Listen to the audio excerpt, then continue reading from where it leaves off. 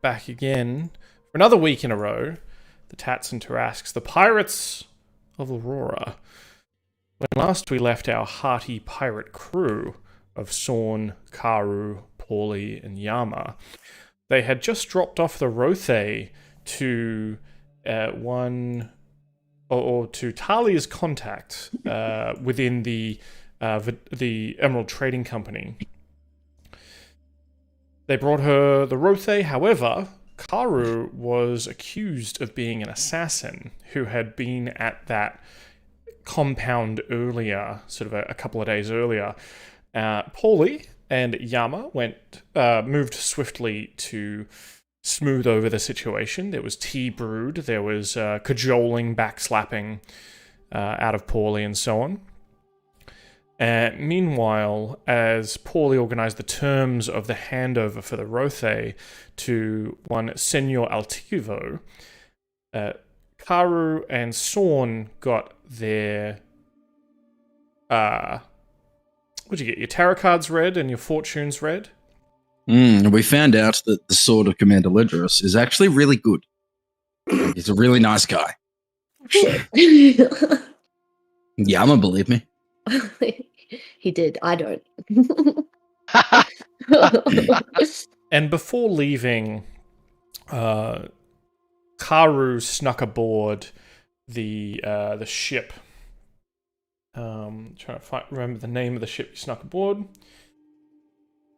Essentially, Sonovella's sort of second favorite ship. The first one being the Porvenir. This one being the Gran Signore. You snuck aboard and used a bunch of acid to punch a hole in the floor of the lower decks, causing a bit of a leak that hopefully would go undiscovered until they had to set out, causing them to delay in setting out to Fell Key. With Pauly, Yama, Karu, Sorn, Damrakir, and Diana Cloppington, you hurriedly made your way back to your ship, La Floridita, and set sail to Fell Key up in the northwest of Aurora, or at least northwest of where you were. Over the 5 days, Karu was having some trouble sleeping. He has not been able to rest very effectively, and looks exhausted, and has not gotten the full benefits of a long rest, only partial benefits of a long rest. Sorn was also plagued by nightmares, though he was able to just barely come out on top here. And Pauly, I'm going to need you to make a wisdom saving throw to overcome your nightmares. They're always really good for me, those wisdom saving throws. It's pretty much my strongest thing. Okay. Oh, wow. Actually, dirty 20. Well done. Do you want to describe to me the nightmares you have and what Pauly does to overcome them in his own dreams? Oh, wait, seriously? Or should I just be like funny? Like, I mean, like Sorn dancing there in like just a bikini. Well, I guess a dirty 20, you can tell it however you like, really. It's just stupid, sexy Sorn is what I'm going for. No. Yeah. So what starts off Sorn looking like nothing at all, like looking massive and giant and being the kind of thing that you fear. You know, you've been shrunken down. There's a giant Sorn. No, you realize that no, you're just very far away. And as you get closer, you realize Sorn's naked. In fact, everyone's naked. It's kind of like that dream where you turn up to pirate camp naked and everyone laughs at you, but this time everyone's naked, including you, and it's just a good time all around. Hell yeah, perfect. I'll just make it a party instead. That sounds good. It's like some like late 60s like boogie music, and we're all doing like one of those little cha-cha dances, you know. Perfect. It's pretty much how most of my dreams end up going as well. That's worrying. All the good ones. Yeah, all the good ones at least. Yeah. All right. So you arrive well rested, and so everyone who hasn't already can hit that long rest button.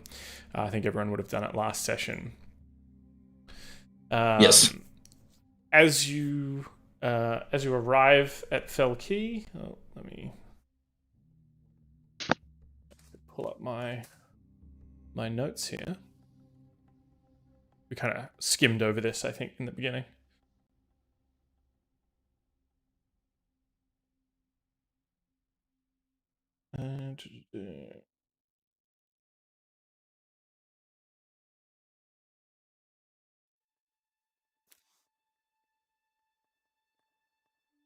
Yeah, so you make your way to Fell Key, sort of a particular island northwest of Verdant, and across the greater area of sort of the more Aurora, deeper into Aurora. For a little bit of a reference guide, you can have a look at the map here, Pauly, of where you have travelled, starting in Verdant down in the bottom right. Okay. So you're on sort of a small chain of islands to the northwest, passing by most or out of the clear Emerald Trading Company territories. Out this way is a little bit outside the regular trade routes, whilst you did spot a couple of ships on your way out here over the last couple of days. Now that you enter the key, it's for most of the day you don't spot anything in particular. Mm.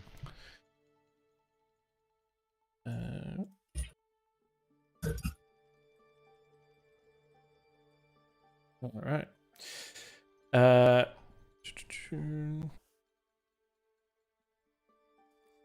So the wetlands of the island appear first as a strip of dark green on the horizon. As you approach, you see brief dashes of bone-coloured dunes interrupting dark green curtains, short trees, mangroves, palms with great leaves, fruit-bearing trees, all standing before taller, thinner conifers. Roots bulge out in figure eights. Lighter green trees cling to the branches of logwood. Orchids snake up motionlessly from the ground. The longer you look, the more activity buzzes into view. The beady eyes of turtles regard you from the deep within the green. Insects swarm, making miniature grey tornadoes in the afternoon sun, their eyes reflecting blue and green whenever you get close. You can hear distant tapirs snuffling. It is a scene both lively and still. Cool. Mm-hmm. What's the plan? I want to try catch one of those bugs. I mean, same. But I was more meaning to get the cargo off the ship that's docked here. But, Yeah. So do we see the ship? We do? Yes. So I'll read some more. The ship itself is at anchor in this key. The front of the ship looks out onto the bight that you've come from, as though the ship was expertly sailed in a curve to set anchor with its back to the island, ready to depart at a moment's notice. The front of the bow terminates in the long, skinny bowsprit, a beam jutting forward from the ship. Besides a brown pelican who is prodding with its long beak some small fry that's already scurrying under a curl of rope. There is nothing on the deck of the ship that you can see. First off, I'm gonna just go, yoo-hoo, Karu, you're a bloody legend. I mean, it's just hard to find guys like you. You're resourceful, you invent sweet, sick new ways to jump around, and you find awesome ships. Seriously, what else can a captain ask for? Yeah, thanks. I don't remember what's on the ship, though. It's fine. Whatever. I mean, we'll definitely take pretty much everything we possibly can. Now, little point of order that we should probably all think about. Do we want to go in stealthy, park the ship just behind the cove that's sitting here, or do we want to just go right in? I feel like we put a hole in the other people's ship, so we should have time to just go in. There's potentially another ship coming as well. Yes. Right. And they did have a head start on us, I thought. There was the ship that I think the ship of the people.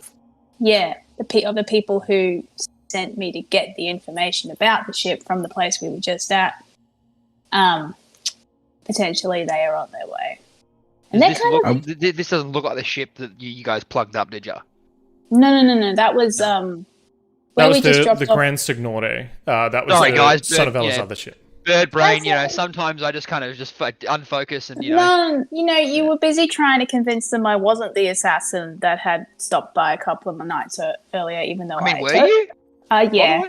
Ah, sick. That's awesome. Hell yeah. It took me a little bit. I had to go to the water and reenact popping out of the water, and I was like, oh yeah, that looks really familiar. In Pauly's mind, he's just imagining Karu doing one of those Baywatch walkouts, but instead of hair flicking, it's just the tentacles, being it's pushed back really sexily. Yeah, sweet. Nice.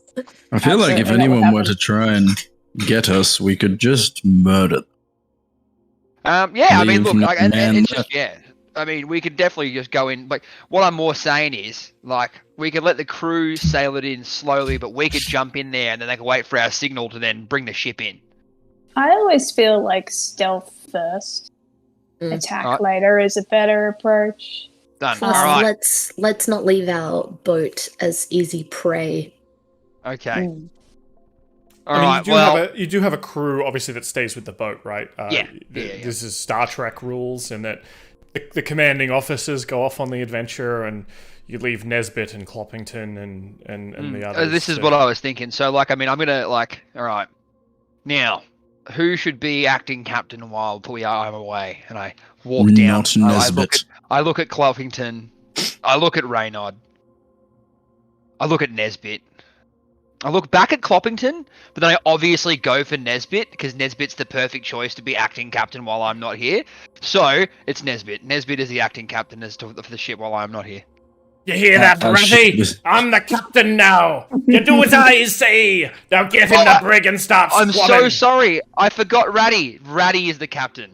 What? No! You can't put Ratty in charge! He makes me do all the swabbing! Ratty is the captain while I'm away. That is now the case. I'm worried for the and I give Ratty a very tiny little tricorn and then put it on his head.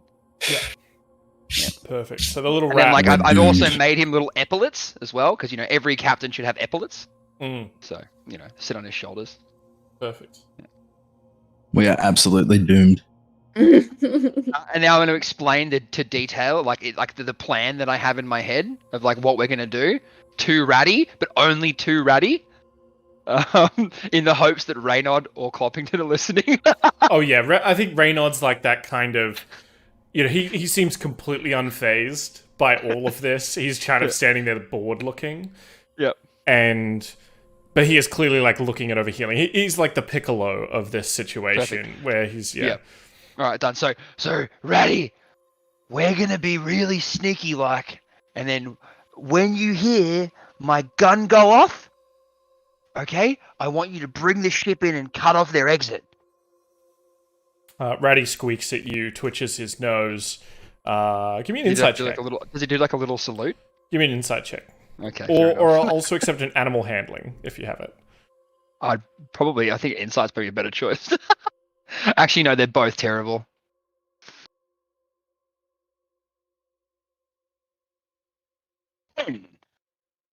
10? Yeah. Sure. Yeah, you reckon he's got it. Yeah, sick. No worries. Perfect. Give him a big thumbs up. I'll try fist bump Ratty. He doesn't raise his hand up. He's a rat. But he boops you with the nose. But you're not sure if he's just snuffling at your hand, thinking there's cheese there. Perfect. Good. All right. Sweet. All right. Thanks, guys. Now, how do you make your way? Do they drop you off, or how are you making your way over there? So, is there how is this cove shaped? Sort of like a big C, like a bite. Yeah. Like a cove. Probably just chuck us at one of the points so that way they don't see the ship. Yeah, so they can drop you off. I know Yama had a raft when they first joined the crew.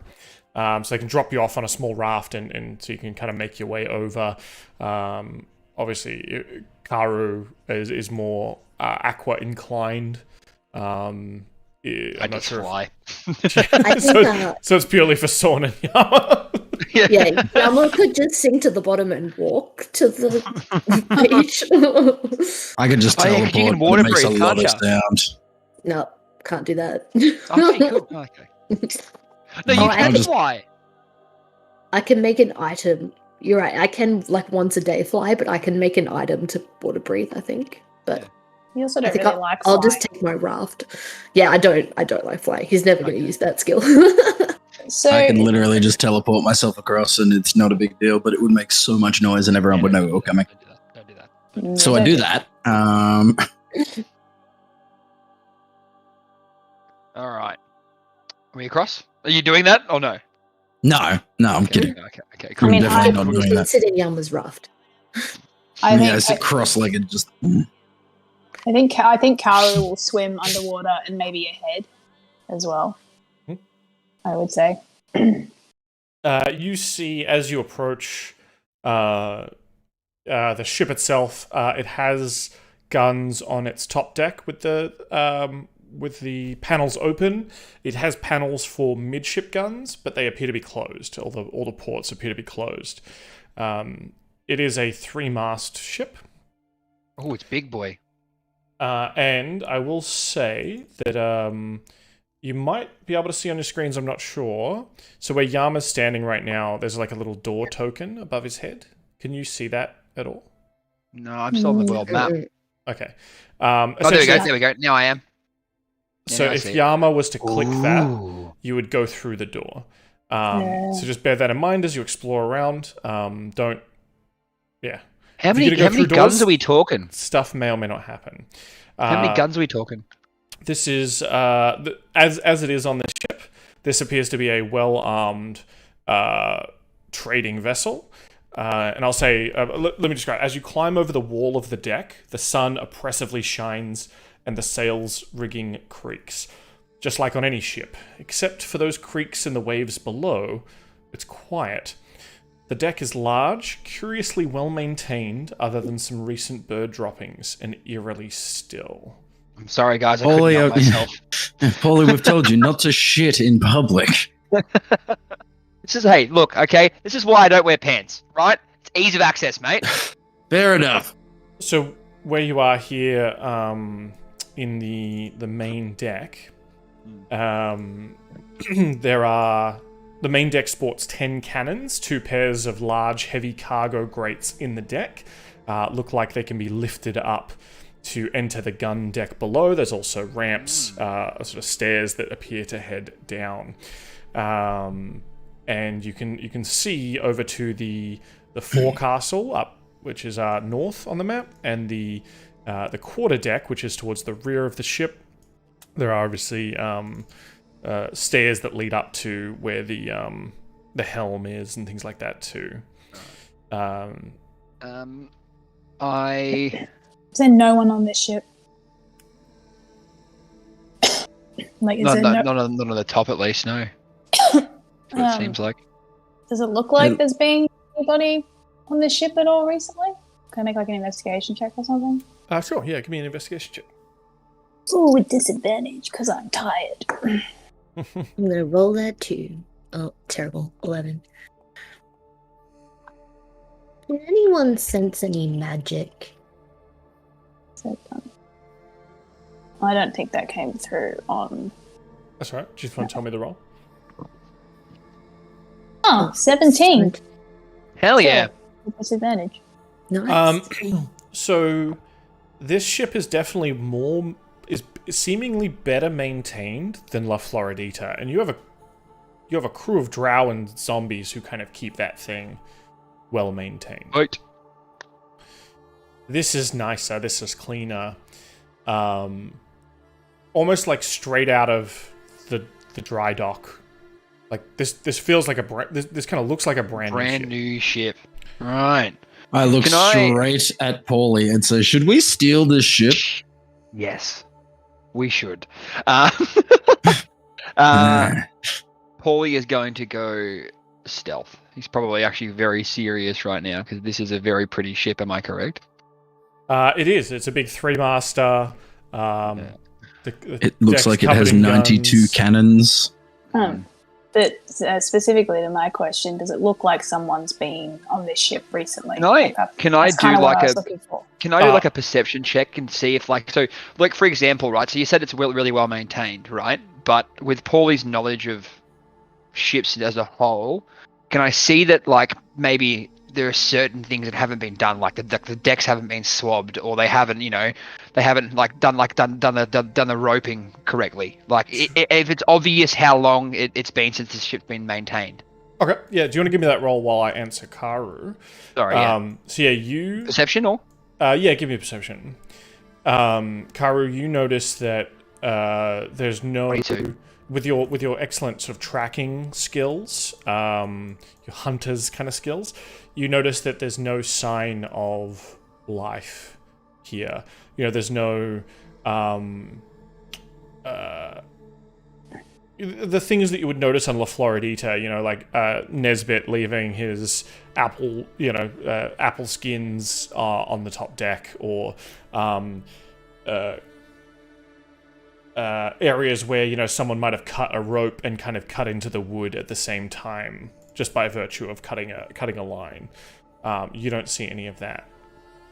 Pauly, much the same. You notice that a ship to be this, like, I guess you don't really know much about this ship, only that it's sort of the biggest ship, one of the biggest ships in Sonovella's fleet, I guess.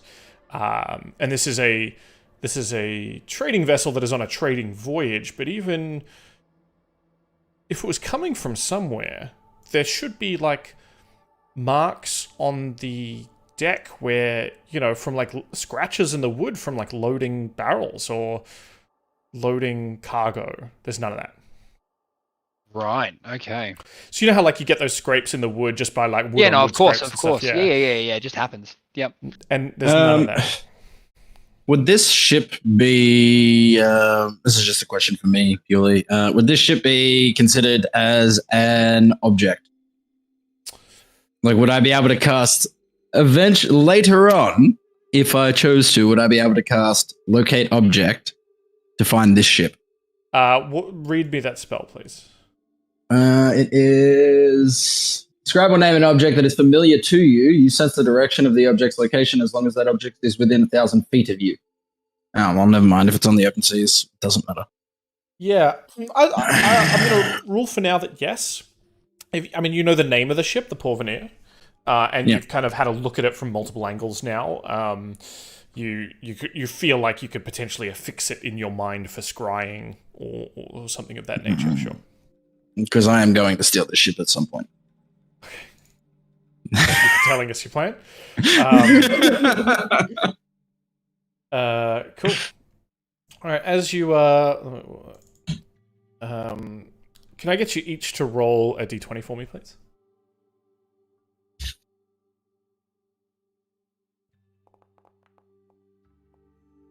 Bam, bam, bam, bam. Oh, what a roll to get a natty 20 on.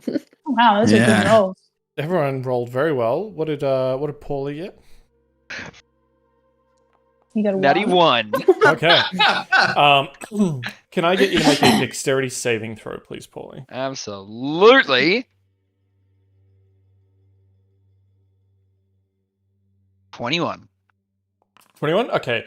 Everyone else is sort of fine. You hear at the last second, and perhaps your Aarakocra instincts kick in, what sounds like a wings headed towards you, sort of a bird of prey. You duck out the way by instinct, and bam! Splatting into the deck next to you is a lone pelican that has fallen out of the sky.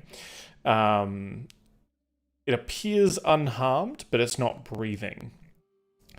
As you turn the heavy bird over, noticing no wounds apart from sort of from where it fell, it doesn't seem to have fallen from a great height, you know, breaking its neck or anything like that. But as its head flops to one side, and you suddenly see a pulsation in its neck. Its heart's not beating, and its eyes are still and glassy, but its neck pounds rhythmically. After 6 seconds, its beak jerks open mechanically, and a fist-sized iridescent green beetle smeared with material from the bird's interior, emerges, its jaws and antenna flexing in the sea breeze. And then it flaps its little beetle wings. Can I try and cut it down Sure. as it's like coming out? Yeah, give me an attack roll. I might try joining you on that one, actually. That sounds gross. Oh, damn. 16? Yeah, easily. You get the sword out, samurai style, slice it in midair as it leaves the mouth of the pelican. And the two halves of this green iridescent beetle fall to the deck of the ship. Is there some kind of like knowledge check? Like, is this like a normal thing? Pauly? Sorry. Give me an. This would potentially be if you're trained in medicine, maybe, I guess, or nature. Yeah, I'm not very good at nature. I might ask for some help on this one. Like, Yama's just kind of he's looking at his sword and he's like, "Does anyone know what this is?" I mean, can I smell it? See what it is? Could I argue Arcana because it's glowing? It doesn't appear to be magical. No, I don't think Arcana can help you here. This is more like a phosphorescent, iridescence. Is it a nature check for me too? Yeah, it's a nature check for everybody. I have advantage because I smell. Do I know any I'm stories? sniffing it. Would I know any stories of Oh, like these kind of diseases? ouch. It Excellent. stinks. Excellent question. Yeah, it does smell. It smells pretty bad. It has obviously been inside the guts of a bird. Yeah. Pretty low check. Yeah, would I know any stories of this? Would you want to give me a history check, Pauly? Yeah, I mean, I'm no better at history than I am nature. Wonder where that bug came from. Maybe it came from the island. 17. 17. You've certainly heard of beetle kind of stories. I'm trying to think like where Pauly would have heard of things like this before. If you've seen the movie The Mummy, you certainly know of beetles that scarab beetles that can like burrow into your skin. There's probably stories of that kind of thing. Pauly, you may have heard of stories of ants that get taken over by fungus and kind of get brain control.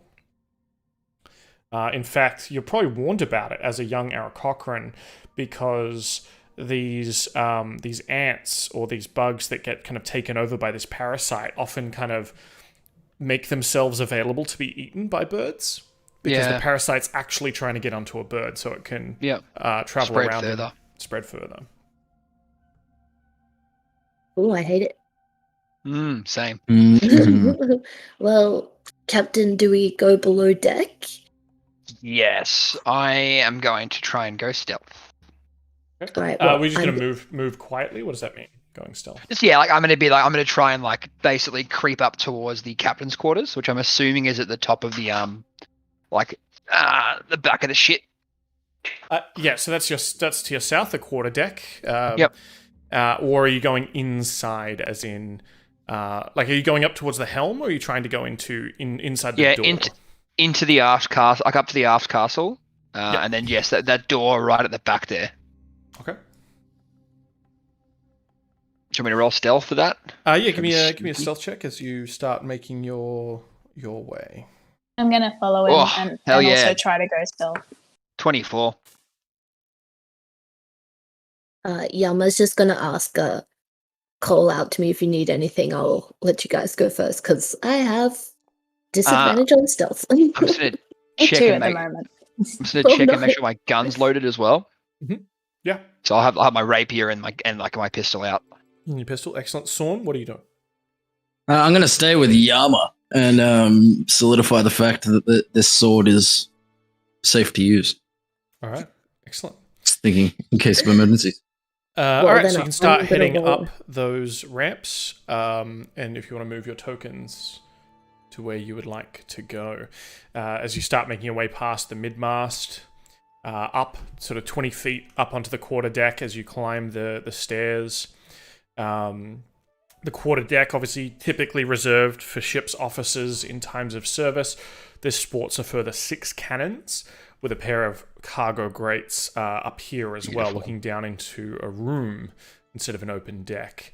And of course, the ship's large helm up above here. The ship is pretty. So is it up the next flight of stairs? Yes, to get to the aft castle. Yeah. Do you know all these words? Oh, it was written on the side. Yeah. I was like, my God, he's done his homework. I mean, I do know most like things for ships, but definitely helps having them there. As you approach the helm, I'm just going to say with that stealth check of 12, Karu just lets out a really loud yawn as he comes up behind. Didn't you roll a 16? I see a 16 first. No, it's a disadvantage. So 12. Oh, right. I rolled them separately because it doesn't seem to come through when I press shift or alt. So Gotcha. All right. So yeah, you let out a bit of a yawn as you approach the helm up here on the quarterdeck, and also the aft castle. Yeah. Actually, is the helm downstairs? Anyway, this is the poop. This is actually the poop. This is actually the poop deck we'd be on now. Oh no, the poop deck's actually the one above. So this is the aft castle. Yes. So I was wrong. The poop cabin is there. Yes, the helm is actually below. So you should see a door in front of you, and I think you should be able to click that door. Nope. No. Right. If I click the door, it puts you in. There you go. Hey. So you quietly open the door into the poop cabin, and you see a room that is lit from small portholes on one wall, sunlight glancing brightly off compact glass-fronted cabinets stuffed with folded and rolled maps, portolan charts, and weather logs. On a small table, a relatively new, relatively accurate map of Aurora looks to be held down by a compass and a case of pencils. On a small couch along one wall beneath the cabinets, a ratty red blanket covers a man-sized form. That image is really cool, by the way, of the old man. It's a good drawing. Yeah, let me throw it up here for everyone to see. Really good. It's a really good drawing.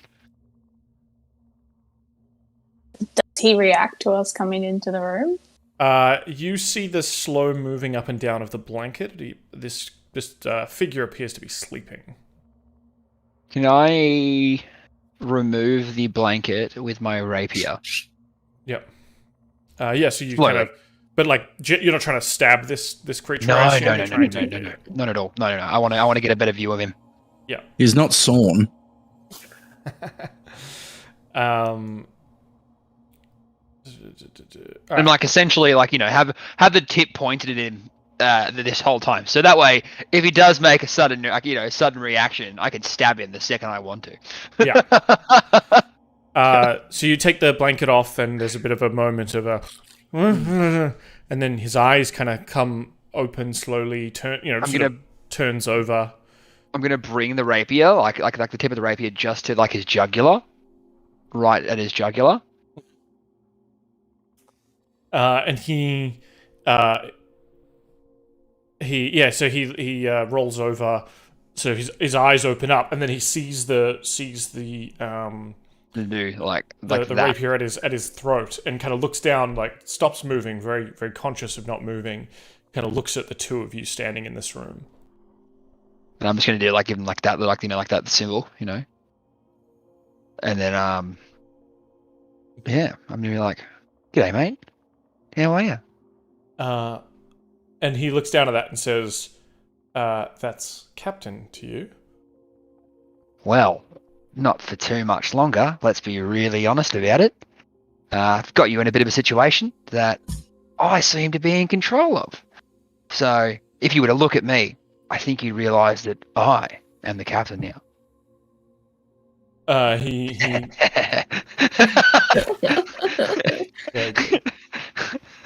He looks at you, sort of licks his lips. You can see his lips are all sort of chapped and dried. And he looks up at you and says, "But it has begun to reveal its secrets to me." Now, I do think that we got off on the wrong foot here. using honorifics in these situations isn't really useful. So what I'd prefer instead is the name your mother gave you, and then we can work from there. I am Captain Caillou Buds. Now, once again, you're using those honorifics. Your mum called you So captain? your name That's is stupid. Caillou Buds. Sorry.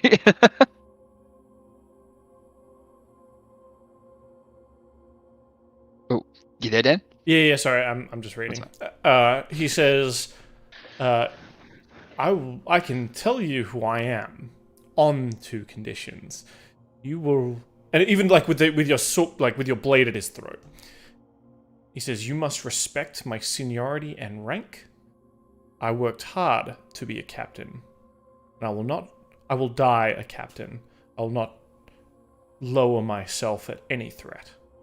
I think. And he looks sorry. So Karu's like, but you're both captains, so like you're no higher rank than him. Why are you talking down to him? You can talk down to me. I'm not a captain, but I'm not part of this conversation. No, Karu. No. In these situations, you don't talk down to anyone, especially if one of the people has a blade to the other person's throat. More what I'm saying here is that the honorifics and the seniority he's acting about, as you said perfectly, wrong. So what I want him to do is understand his situation first, to then go into this negotiation situation. He says, well, if you're here for my ship, you're too late. It's already at the bottom of the Loath Salt Bight. Huh? What, the one we're on right now? Is that what you're saying?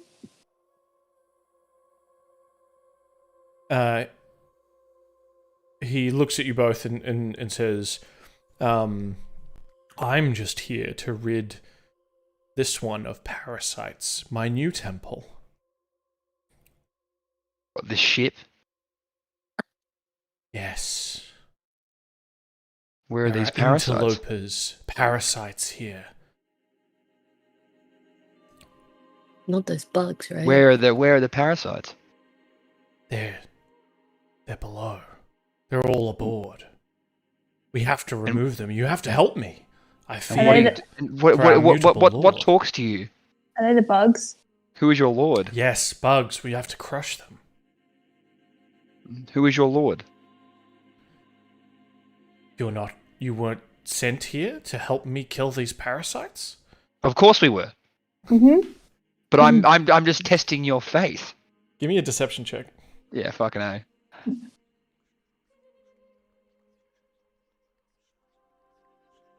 Come on. Fuck 12. Better than anything I could do. See what his insight comes in at. Captain Buds is seemingly trustworthy of this. He says, our mutable lord. He speaks to me in the as we sleep in the dreams in the very folds of the universe itself. Even though my ship was sunk, he's given me this great new gift. Be captain, he says. But clean the hull, remove the barnacles that weigh us down. And he has sent you here to help me. This guy. So, once again, I mean, we could have different lords, but I was sent here. You're correct. So, what is your name? What is the name of your lord? Of our lord. He looks at you and he says, "You do not say his name." You won't be saying much very longer. Stab him. Okay. Right in the throat. All right, I'll give you a advantage on this attack because I he is feel like unawares. Yeah, I feel like.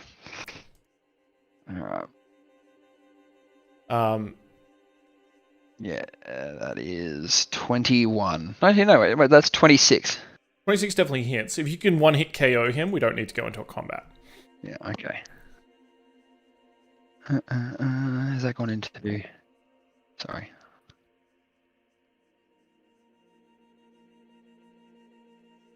I know your attacks are pretty good. I'm going to try and re-roll one of those D6s. Really just try to get there. Boom. All right, so that is 34 damage. 34 is good, and it is enough to bloody him, but it is not enough to kill him. So we are going to roll initiative. I've put everyone in the combat tracker. I'll have everyone roll initiative, please. Even Sorn and Yama. See what they're up to. 14. Ugh. This guy seems pretty slow off the mark. There hasn't been any noise, I assume, from this yet, especially as Yama and Sorn, you're pretty far away. So what are you doing during this moment? Let's snap back to the other two and describe what you're doing on the main deck of the ship here. Do you want to go first? I was just gonna say that Yama is probably maybe like feeling a little bit preachy towards Sorn still about the sword. He's just like checking in with him, like, are you feeling any different? Yeah, I feel fine. Like, as I told you earlier, a few days ago, the lady in the glowy weird tent thing told me the sword's actually like it's not an evil power. I feel like it's actually quite good, and I could probably like it's just a little misunderstood, you know. Like it needs a little bit of direction. That's what I was told. So like I feel like I could give it that direction. Like, I feel like it keeps asking to be fed, which is a little, to be fair, worrying. But I feel like I can choose who to feed to it. And only feed bad people, or people we don't like, or anyone who just like does like a little slight towards me. Anyone that annoys me, really. Just feed them to the sword. And it could be great. It could be really useful. And if not, I'll throw it in a volcano.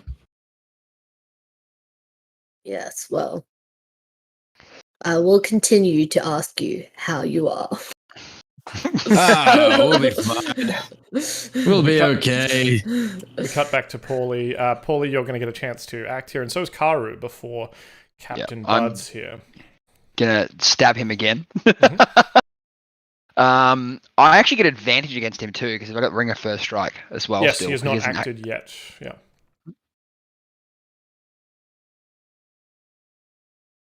Thank fuck for that. 17 to hit. That'll just hit. One was a 1. Actually, no, they were both 7s. 17s, actually. I didn't realize. Okay. That'll be more than enough. How I'm like, this? In the same. Just cut his throat.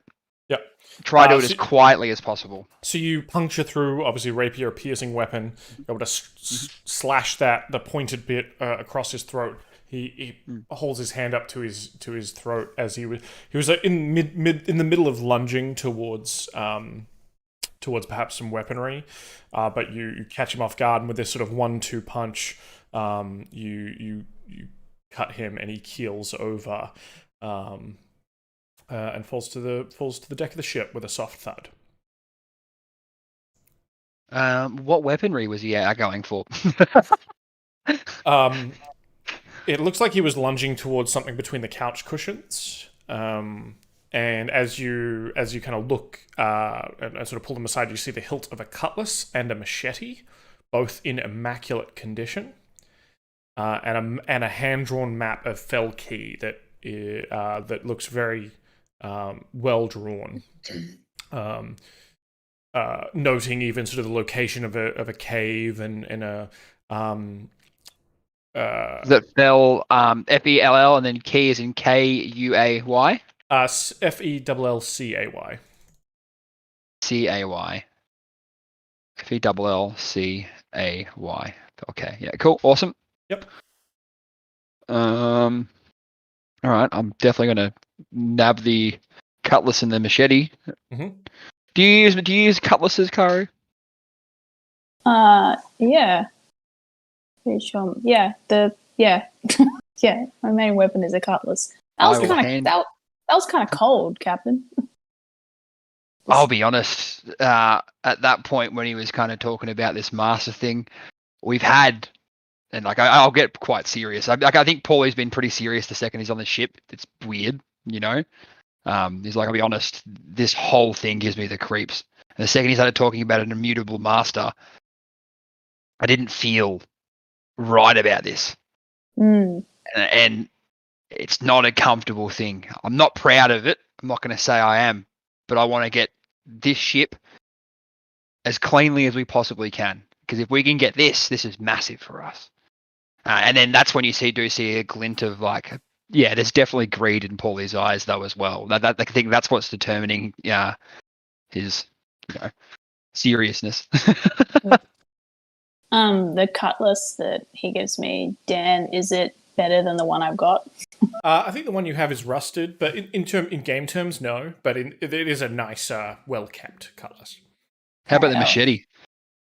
I think it sort of counts as like a... It is very similar in both that they're both immaculately maintained.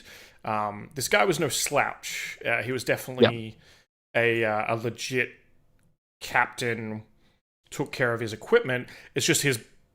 from chatting with you, right? His maybe he's upstairs seemed to have gone a little bit. Is there anything in this room? Karu will do a rummaging through the stuff that's on the desk.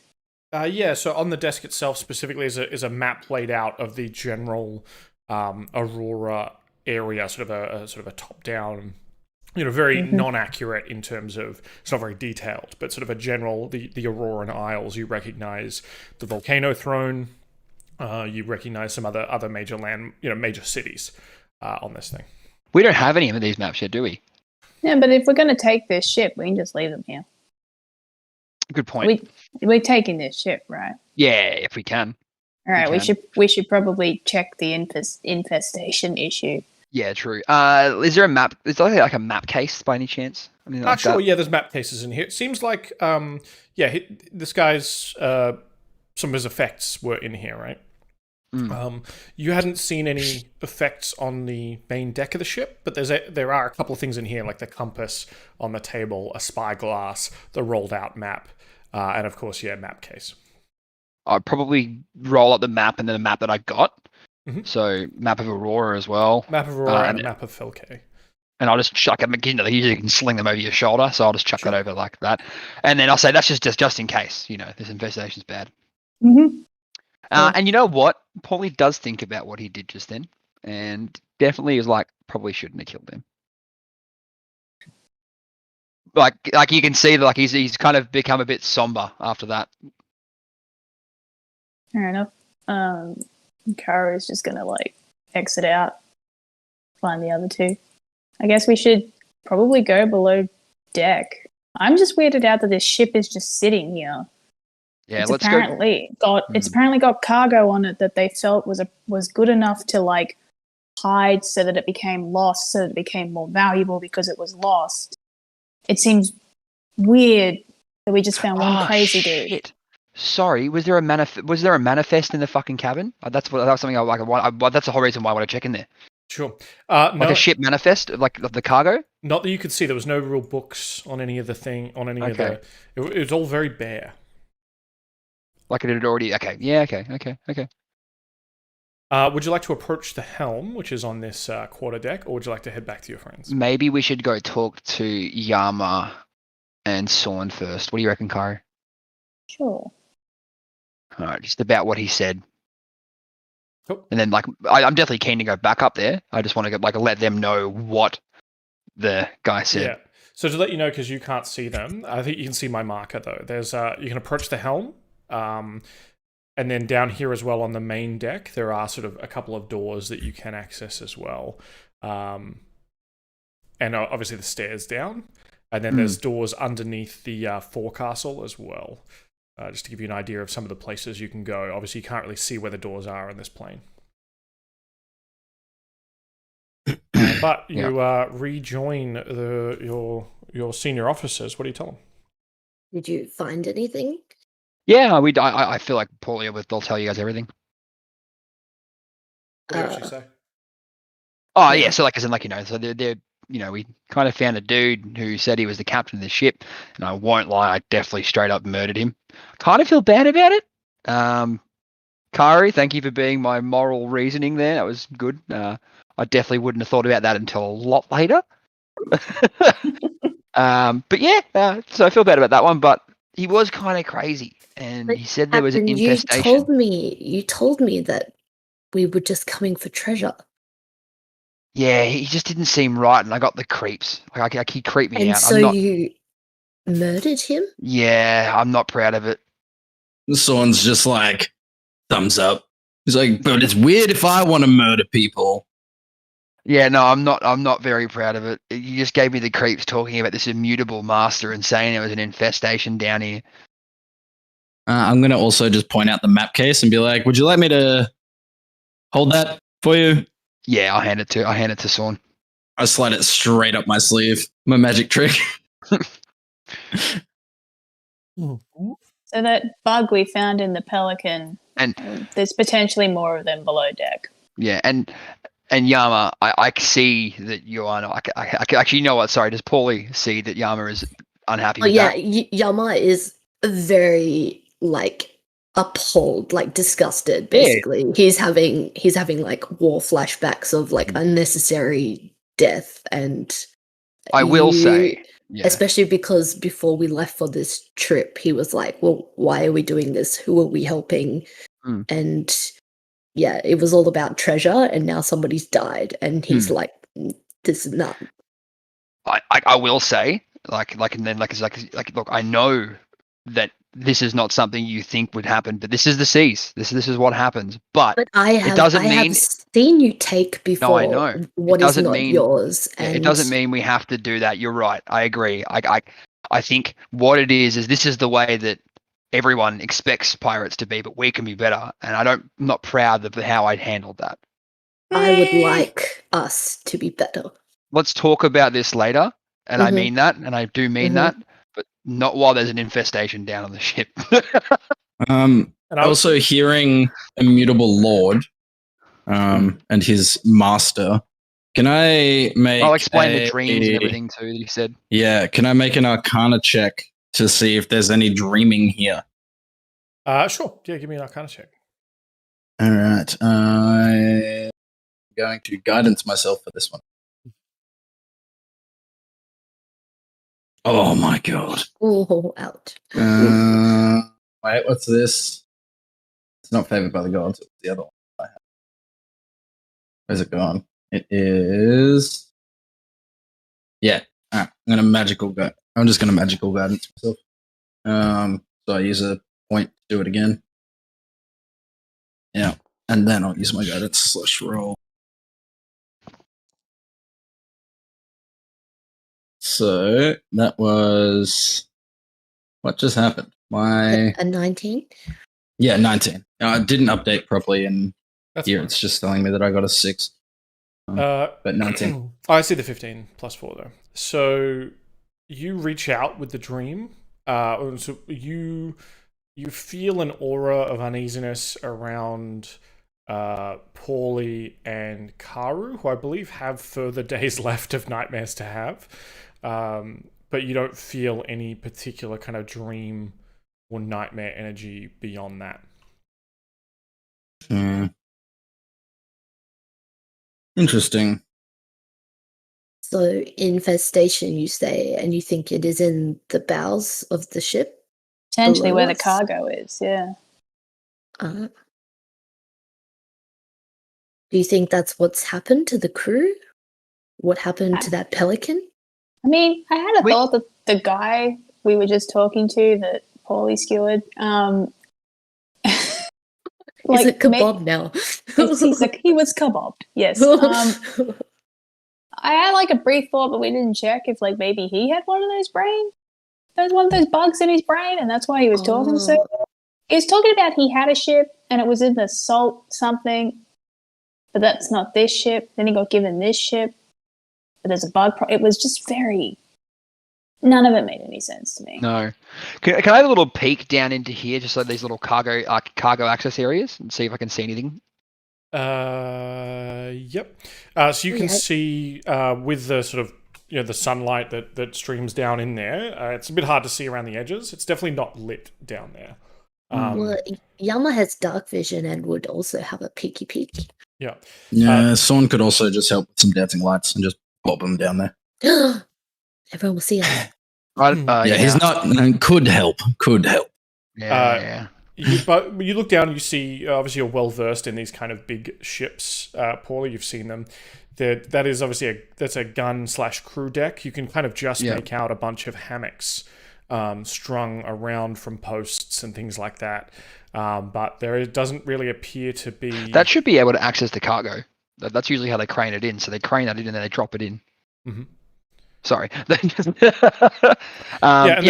stairs that head down to that area. You can kind of see the stairs. And then there are doors that head to the forecastle cabin, I guess, which would be the quartermaster's cabin, I guess. And there is doors underneath the quarterdeck, which is more sort of the captain's cabin. So that wasn't the captain's cabin. That wasn't the captain's cabin we were in before. No, that was the poop cabin. Oh, I would like to go into where the captain's cabin is then. All right, do you want to head down here? That's okay. If you want to come with me again, Karu. Sure. I'm going to follow this time. We'll do less murdering this time. Yeah. Yeah, Yama's following this time. And Sorn's following at the hope of more murder.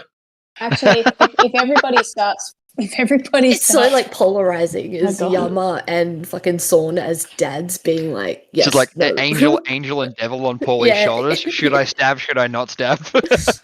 I think if everybody starts following Pauly, Karu will actually stop and hang back. And I'm actually going to stay up on the deck and just like keep an eye out on the horizon, basically, because I'm Karu, like, I'm going to hand you my pistol.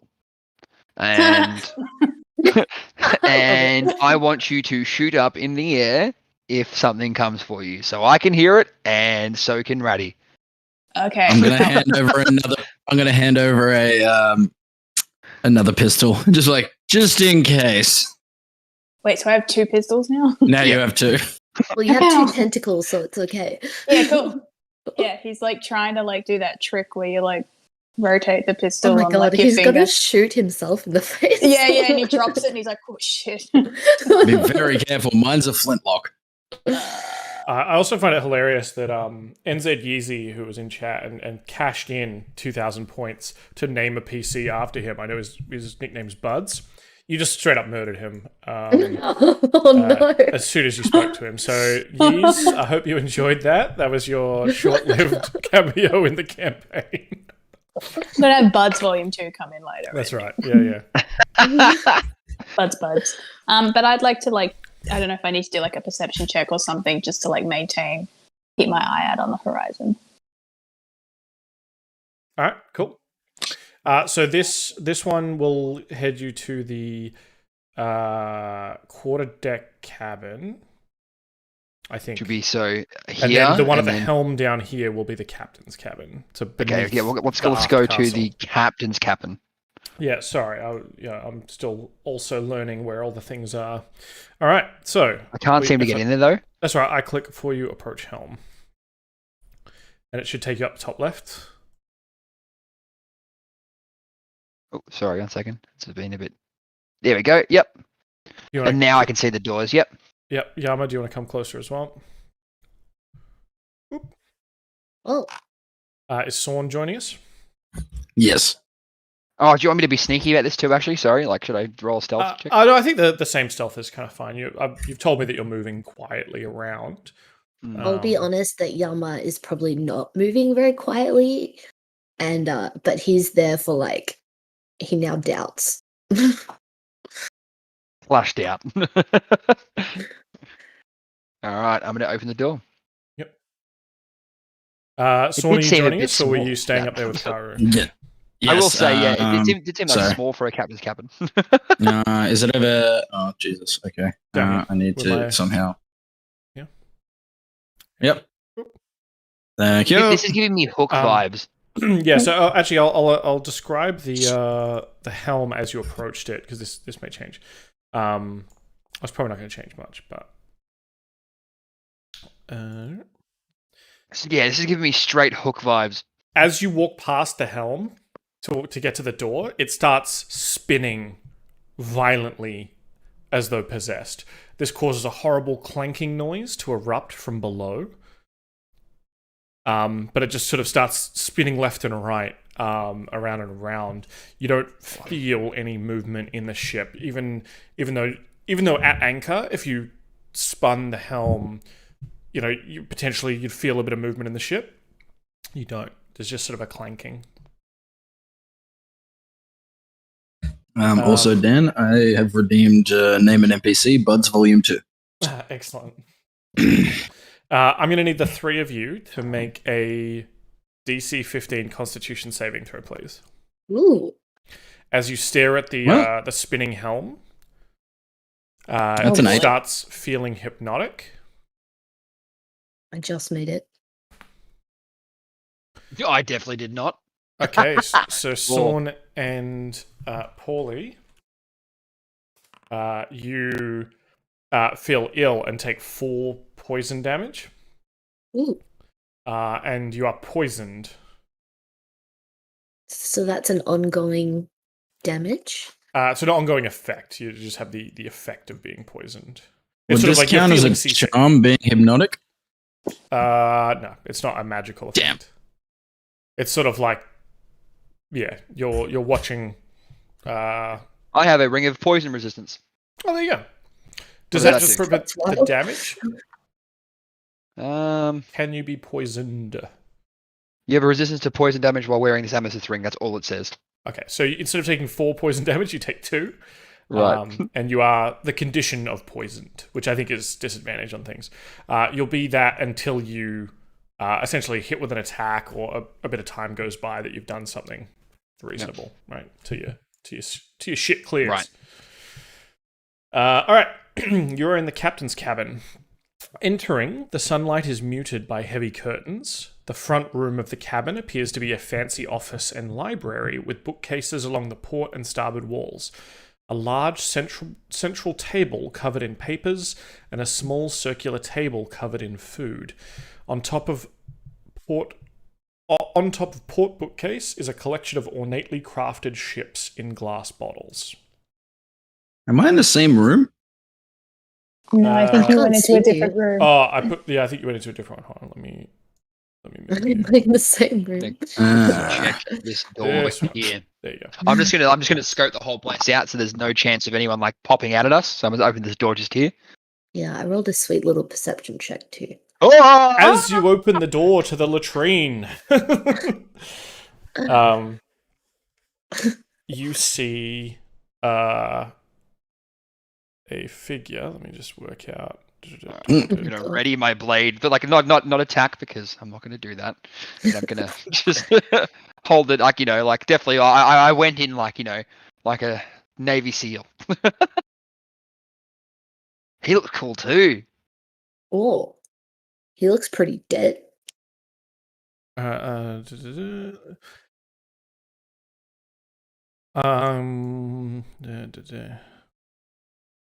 He is. You see Deze him. the He's contumacious. sort of crouched in the latrine, kind of on the seat. I guess he's still fully clothed. But yeah, he does look a little bit pale. Is that due to his bowels? Mm. Are we gonna go full Tywin Lannister on his ass? Potentially. In fact, as give me a quick perception check. He kind of looks down at you, and says, "Pirates aboard my ship." 14. 14. You realize that you can kind of partly see through him. He's a Ooh. ghost. Ooh. He says, Many fall in the face of chaos, but not this one. Not today.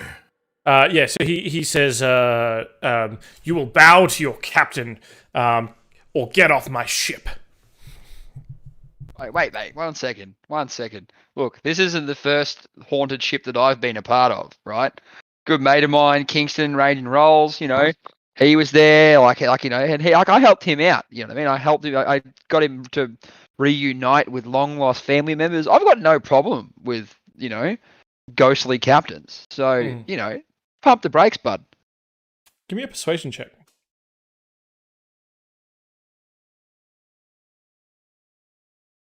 Thanks for the sub, Aaron. 26. That's one persuasive parrot. Yeah, I got a +10 in persuasion. He's just pulling things out of his cloaca. He looks at you and says, "Oh, you're." And he's kind of like looking through you, right? Like his eyes are a bit glassy in their sort of ethereal nature. And he says, "Were you sent by the company to help us? It's been days since the assault. Who assaulted you? To save as many sailors as possible, but no avail. It had been growing, consuming, feeding, eating. The lower decks are lost." Yeah, who assaulted you? Pale, oily tentacles, grasping, consuming, drowning my sailors. I managed to chop one of its tentacles with my invisible cutlass. Oh, where did that blade get to? And he kind of steps out and like threw you into the main quarters. This is cool. This is cool. I was pulled down by a tentacle into the locker. We have to kill the bastard. Oh, we will. We will. Don't you worry. You have to go into the hold and kill the bastard. Kill them, and gems, coins, it could all be yours. Can I quickly? I just so Pauly just had like a bit of a epiphany, right? With that mast moving the way it did, I'm going to just run out and then look. Like I open this like little balcony here, and I want to look down at the was it the bowsprit, the part that actually turns the ship? No, the bowsprit's at the front, I think. Sorry, yeah. No, what's it called? The rudder? The rudder, yeah, the rudder, sorry. Yeah, the rudder. I want to look at the rudder and see, I just look down there. Like, is something actually moving the rudder so that's making the helm move? No. You look down into the ship, you can see you just see below the calm-ish waters of this bite. The rudder is not moving. Right. At all? It hasn't been like turned at all? Nope, still straight on. And you can kind of still hear the as Sorn has walked in, the helm has sort of stopped spinning, but it was all spinning in one direction, so it should be on its side. Yeah. But someone may have cut the chain or disconnected the chain, perhaps. You know that pirates potentially do that. In fact, I think they did that in Pirates of the Caribbean. They disconnected the helm from the rudder to prevent people coming after them. As you step over as you look on the balcony, though, I will describe the green shoulders of the central mountain rise above the bunched carpet of trees, dense with animal life, too far away to properly see. The longer you look, though, as you look up at the actual island itself that's behind you, the more pips of red and orange and white you can make out among the trees, fruit, flowers, flashes of parrot. If you stare too long, your peripheral vision kind of sinks movements in the waves. At foreground with those in the faraway trees, the world shimmers as though not irreal, but overly real. It's fake. It's like a mirage. This place is giving. I'm going to walk back in, and then actually, pretty much like, he's not being quiet now. This place is giving me the creeps. I think we should connect the rudder.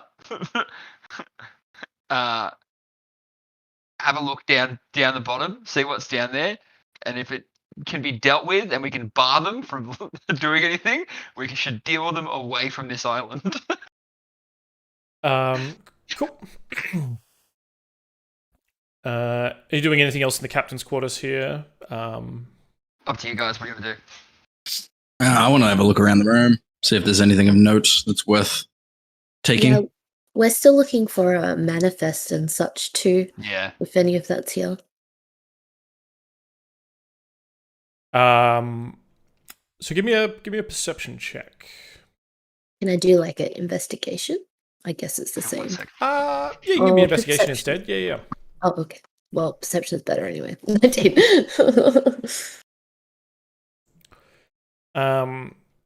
So you have a look around the room, looking in the bookshelf, and you spot a ship in a bottle.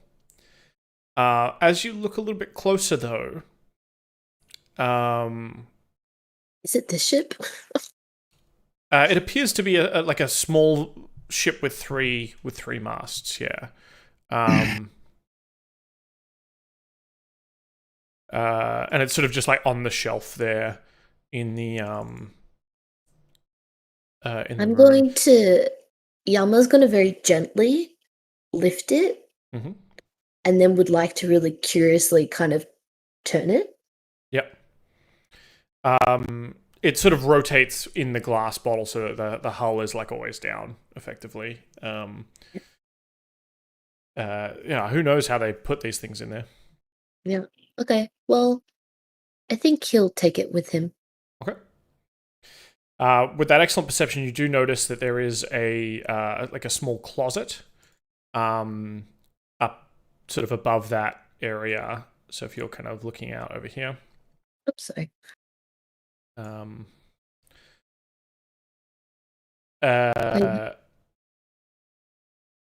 There's a chest with heavy chain. That seems to be sort of holding, a chest that's being held closed with heavy chain. Oh, I guess Yama will call over his captain and Sorn.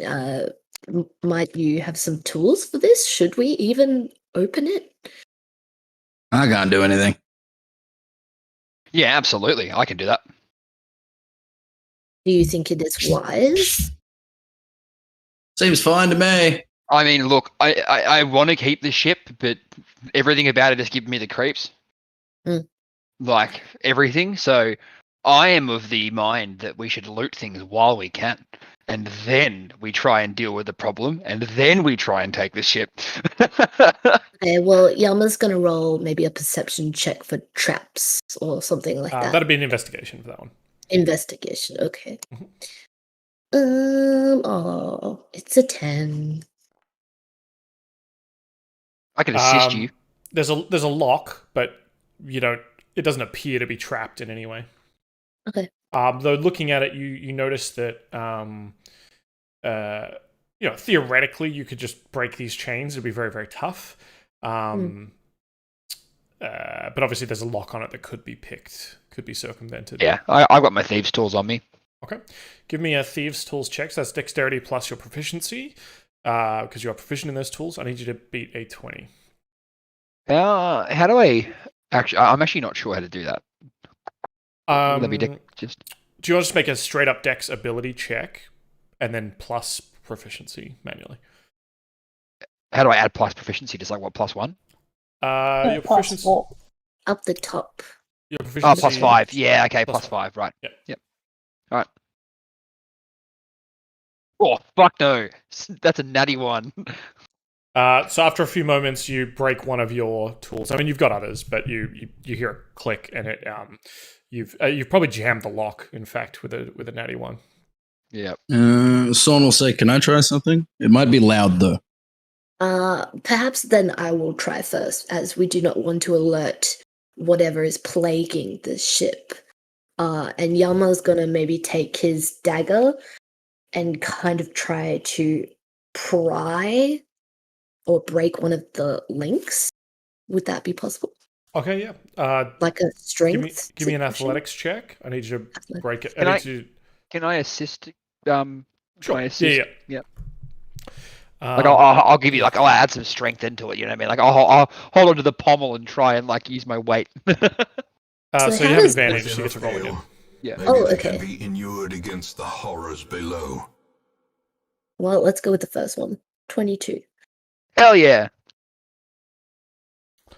22 is close. You can feel the chains sort of giving way a little bit, but it's not enough, unfortunately.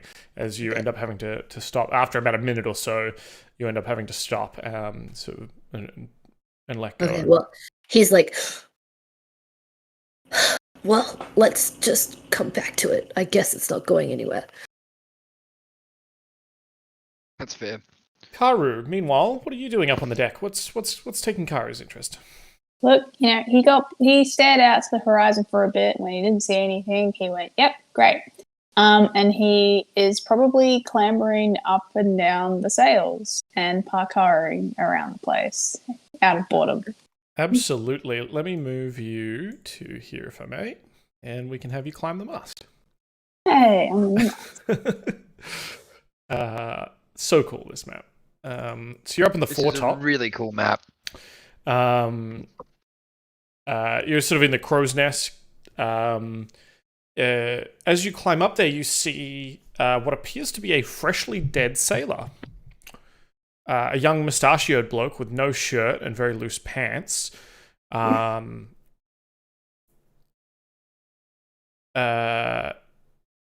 He doesn't seem to be stabbed. You can see his bare chest. He doesn't seem to have been stabbed or anything like that.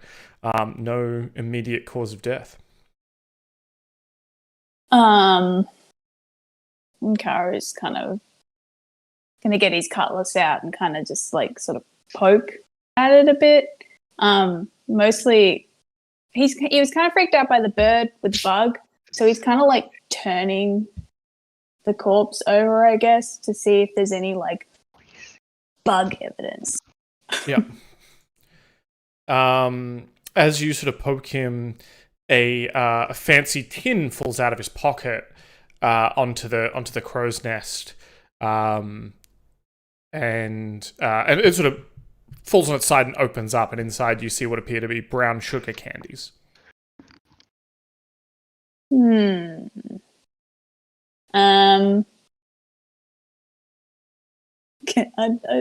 don't trust anything on this ship at the moment. Can I get one of the candies on the edge of my sword and I guess investigate it, but using smell? Oh yeah, give me a medicine check. No. Actually, you perception of smell. Yeah, I can. Yeah. I technically said investigation, but that's fine. Wait, so which one? If investigation. Yeah, if you're going for a specific thing, I think you have things related to smell, don't you? Yeah, I'm smelling it because I'm did this kill the guy? I guess is what I'm going for. No, you're absolutely right. Give me that investigation. Smell investigation. Smell investigation, if you will. This is just a straight This is just a straight roll because I usually have advantage, but now I have disadvantage because I'm tired. Oof, 16. 16, you do. It smells like sugar cane candy. There's hard-boiled candies. Doesn't smell like it could kill me? Nope. I ate it. Okay. You pop one in your mouth. It's strong. It's like a minty. It's got that. What's that? Fisherman's Friend-esque kind of. Any head orifice you have instantly cleared. Even more so. I mean, you're certainly feeling not great, but this is woken you up a fair bit. Just by the pure cold you're breathing out now. Nice.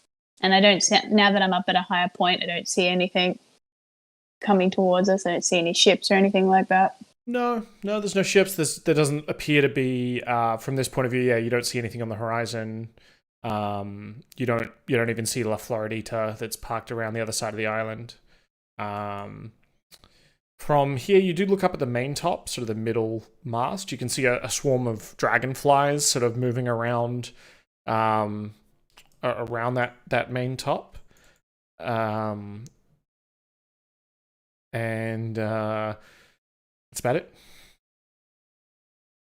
I would say he probably makes his way down, but Parkaru style. He's not going to do it easily. Do you want to give me an acrobatics check just so we can see how cool it is? Well, Yeah. Yeah. No, I know. I'm just going to roll it twice. Hang on. Well, that wasn't a good first one. I'll take the 11. That sucks. Okay. Yeah, you slip, catch yourself. It doesn't look as graceful as it usually is, but you're fine. Cool. And we'll pop you back down. Nice. All right, we cut back in. Pauly and Sorn, by this stage, I think your sort of seasickness from the helm has disappeared. You're no longer poisoned. Awesome. There is obviously the captain's bedroom you walked through, Pauly. I don't think I described that. There's sort of a big bed in there, a fireplace, etc.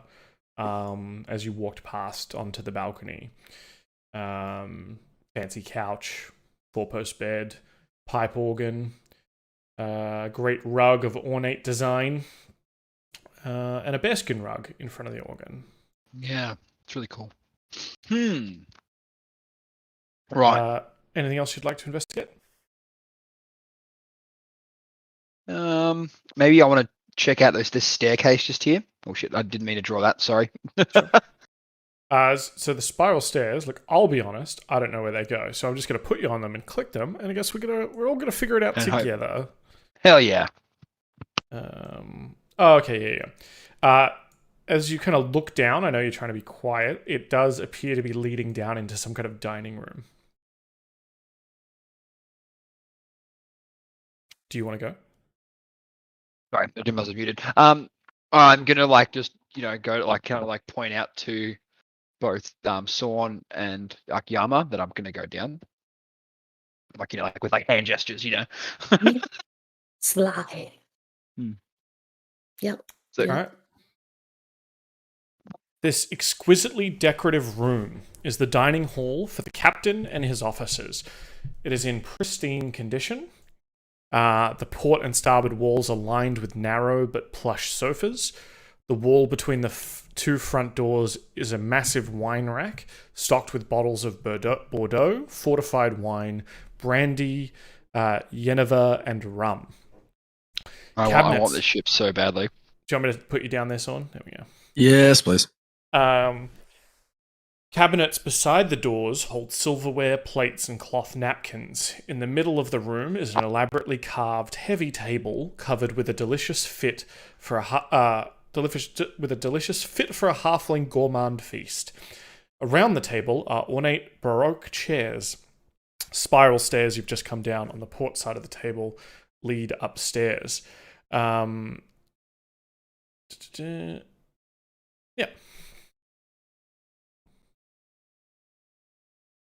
How's the food looking?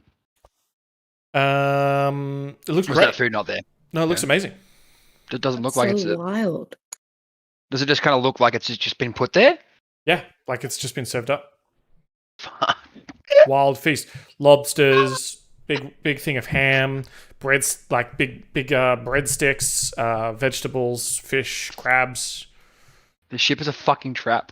It's everything I've wanted. Can we maybe get closer and is there a way to smell if the food is real? Can I try and put a hand through it, see if it's ghostly? Yama is so sus. Yeah, Pauly is super sus too. As you get close, can I?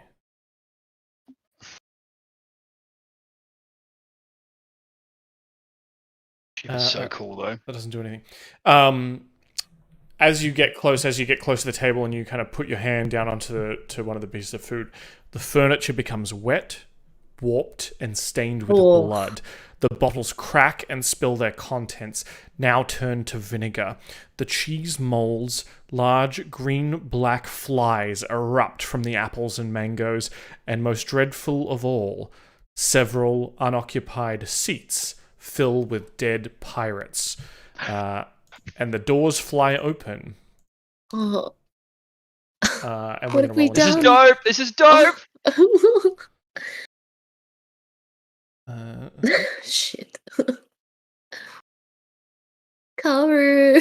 Oh, and you have our baggy guns. I have your guns, yeah. all right. Yeah. Everyone Karu roll. has I still have one.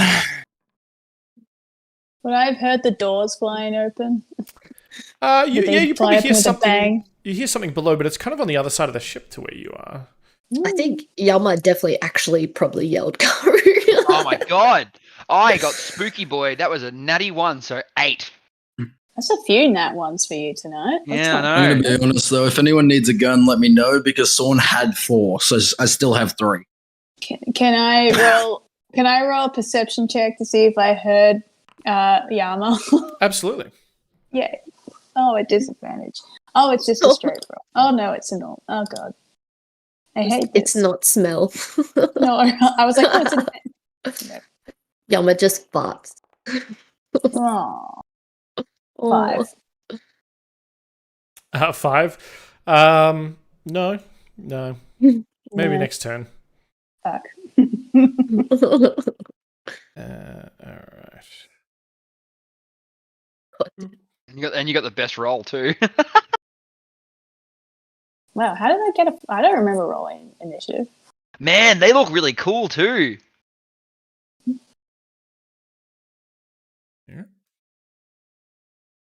They look Yes. really cool. So shout out to Lemithron on Patreon who put all these together. Hell yeah, They look Lemithron. so fucking cool.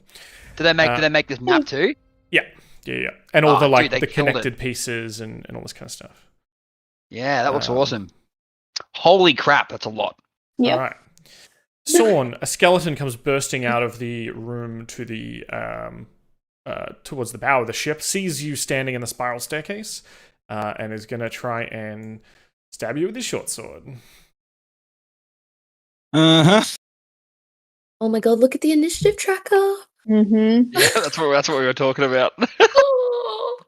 11 to hit? No. No? Okay. Pauly, one of the sort of a skeleton-ish kind of figure leaps through from that would seem to be crouching outside on the deck outside. He's going to pull out. He's got a sort of a bow in hand, and he's going to fire it at you.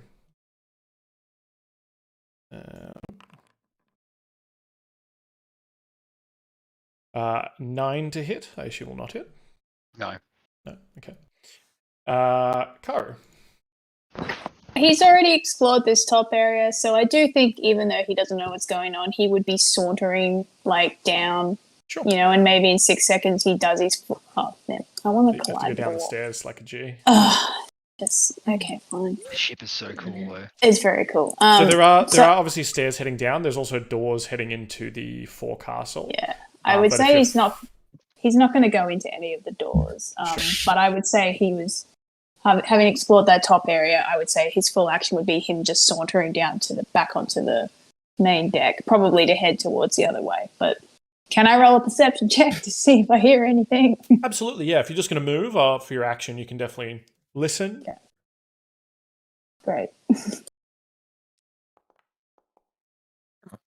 God damn.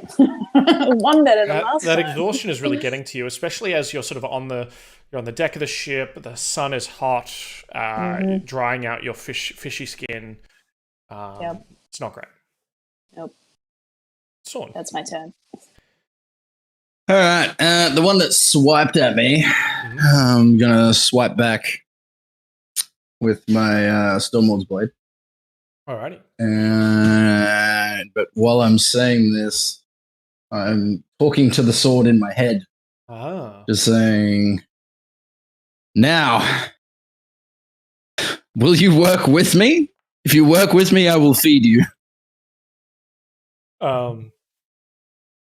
In your head you hear back yes, kill the red one and we could command this army. This fucking sword. Well, that obviously, with that, I miss my attack because I'm like, no, that's not happening, and I'm like, fuck. So you summon a sword of radiant light, which is definitely not the blade of Ledros, and as you miss, it laughs at you and says, "See, this is what happens. Bring me forth." No, I will not. Anything else, Sorn? I can feed. Just say to it, I will feed you, but not my friends, not my allies. And I am going to risk an attack of opportunity, and I'm going to back away from this door. All right, are you going to go stay on the same level, or are you going to go back upstairs? I'll stay on the same level. I'm just going to move closer to Yama. Yep. Yeah, he's going to take a swing at you. Ooh, natty 20. Love to see it. Oops, I rolled. Oh, I'm flat-footed, right? I can't attack of opportunity. He's not next to you, unfortunately. Oh, okay. I see. 6. So 9 piercing damage, Sorn. Yep. Can I hellish rebuke for that? You absolutely can.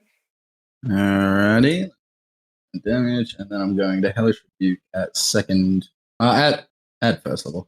And that is 12 fire damage. All right, so a flame erupts out from you as you are nicked by this blade, and it erupts on the skeleton and chars it into cinders. Anything else? Nope, that's it. All right.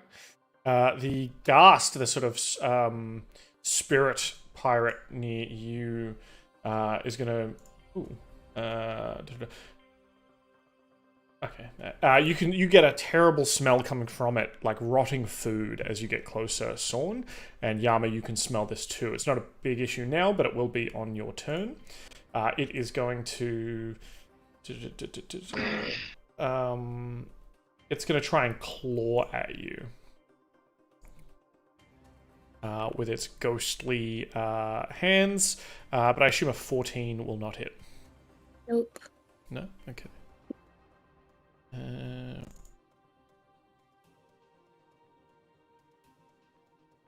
Oh, fuck. That's good. Oh, not very far. They don't have any thigh muscles.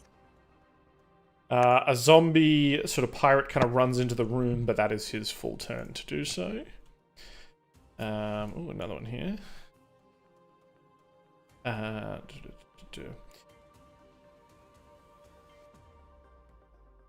Zombies everywhere. Karu, you see a shambling creature, formerly human, move out onto the deck, and it is turning to look at the doors that head sort of into the cabin, but it sees you and starts shuffling towards you.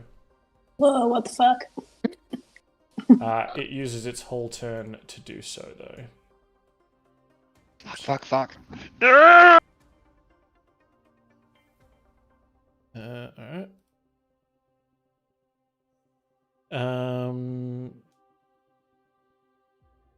Another skeleton enters into the room, and it fires its bow at you, Pauly.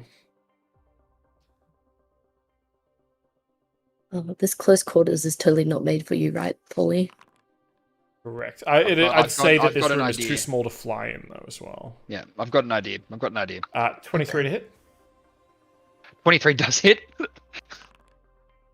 Finally, I'm hitting with some attacks. 4 piercing damage. Uncanny Yama. dodge. Oh, there you go. Yama, you're up. At the start of your turn, because you're so close to this ghast, I need you to make a... Oh, and actually, Sorn will do it on his turn. I need you to beat a DC 10 Constitution saving throw, please. I can do this. Easy. Cool. Yeah, so you are... you've smelt worse things in goblin camps. You you figure that you're now immune to this smell. You can just power through it. You don't have to make any more of these checks. But you are semi-surrounded by a zombie and a ghast, and of course there are a number of other creatures in this room.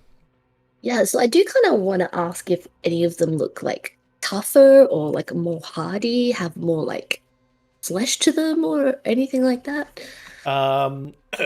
Almost exclusively no, in terms of the zombie has a bunch of flesh to it, but part of its flesh is rotting off.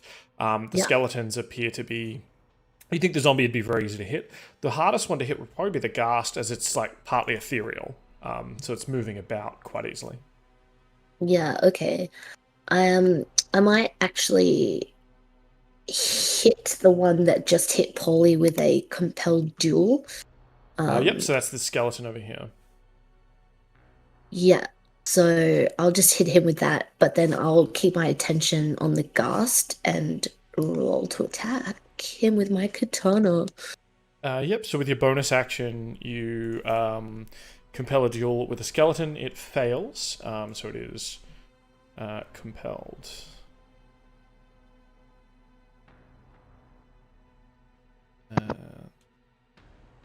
That on it. Little raging, and katana of the way. A 10, unfortunately, will not hit the ghast. Yeah. Do you have a second attack? Yes, second hit. Oh, it's only a 14. 14 will hit. Oh, yes. Alright, so 7 damage. Lame. 7 damage. Cool. Is that... Yep. Sweet. Your second attack bites into the first attack, just sort of goes through it, kind of forms around your sword as mist, and you just don't find purchase, but you're able to swing it back and deal a little bit of damage to it. Anything else on your turn? No, that's it. Okay. The white will scramble over the rotting food on the table, Pauly, and attempt to attack you. What's it got here? Okay. First up, it's going to try and grab hold of you and try and... It sort of reaches out to grab you with one hand. Mm-hmm. This is a 15 to hit. Does not hit. Does not hit? Okay. You cannily, not uncannily, cannily dodge out of the way of that one. And avoid its grasping hand. But 18 to hit for its longsword attack as it swings back with the other hand. Yeah, that's my AC, yep. Okay. So that is a big old 9 slashing damage. Shouldn't have uncanny dodged the 4. Yeah. Yeah. 2.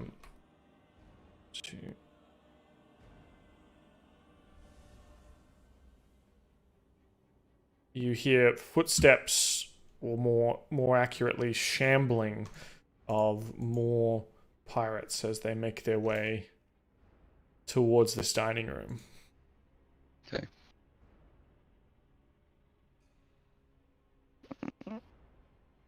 Pauly, your turn.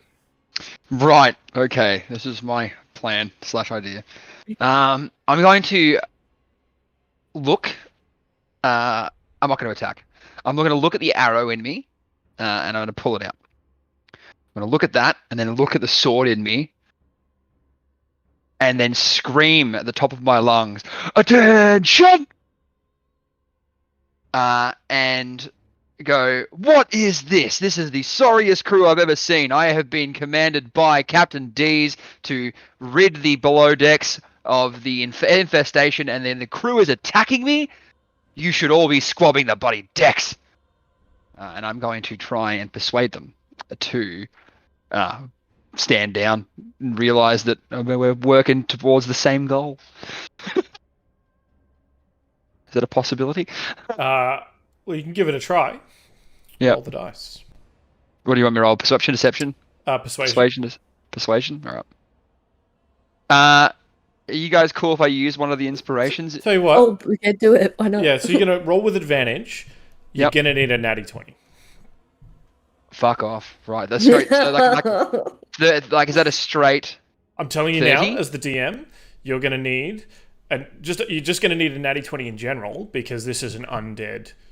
They're all mindless zombies. Mhm. Can I use an inspiration just to try that one more time? That's what I wanted to do anyway. Well, the biggest Steve did resubscribe, so you have one more inspiration. You guys I think cool with that'll be that? The last one. Yeah, do it. One more roll.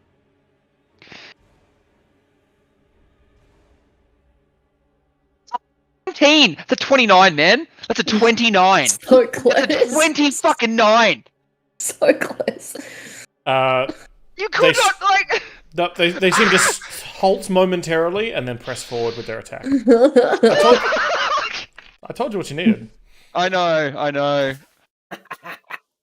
Yo ho. Yo ho. 29. Anything else up your sleeve, Captain?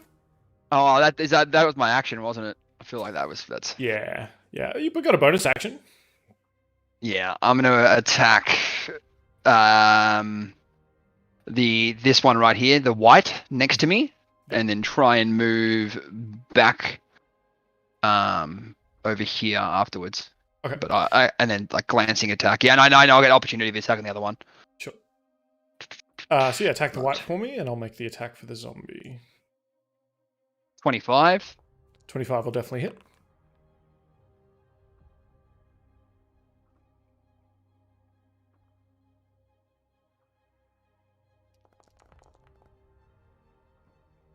The colourful dice. 25 damage.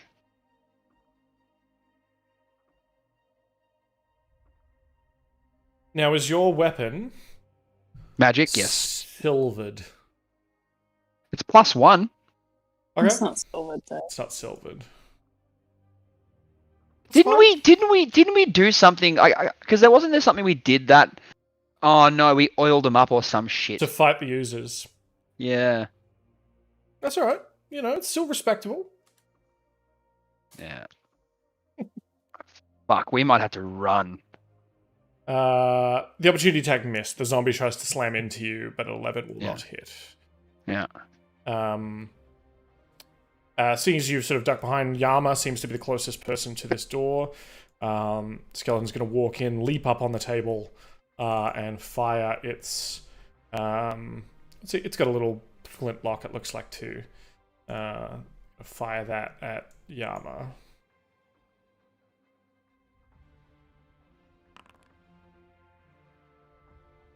That's a 22 to hit.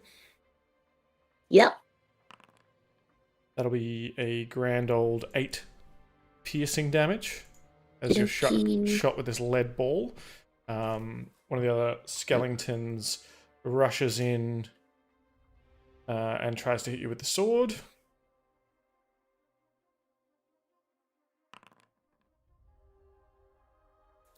That's again 22 to hit. Yep. 4 slashing damage. Right. More skeletons rushing in here.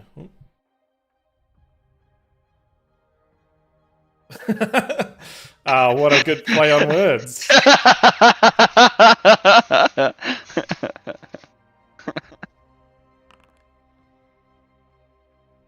17 to hit. Nope. I'm just imagining Yama is kind of like standing in front of his comrades, like as big as he can get, and full, sword out and just taking these hits. Like, Karu, you see another one of these sort of zombie pirates emerge, turn to look up in your direction, and starts shambling towards you. Fuck. Would Karu have heard my yelling? Yeah, I think Karu's also heard a shot go off by now. Yeah. Yeah. Okay.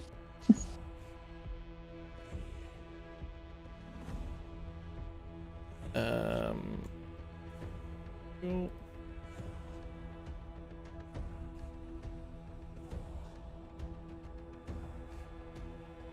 That one spends its whole turn getting close to you, Sorn. And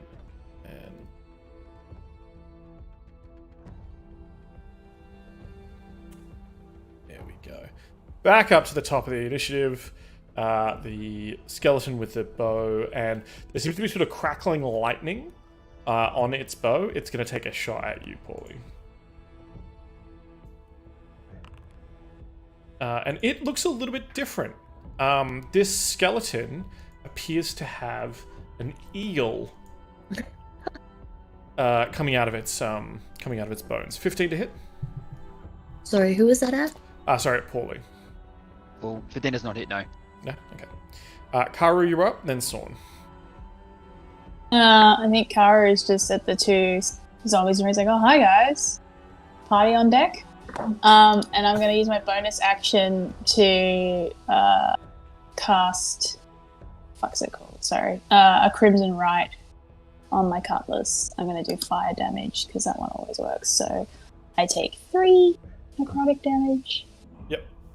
And then I'm going to swing at the first guy that came up to me. That hit. Absolutely. Yeah, these things are very easy to hit. They're not even defending themselves. So 13 slashing damage and 5 Hell fire damage to him. He's definitely bloodied, but he's still standing, but barely. I mean, I'm gonna hit him again then. And just take him out.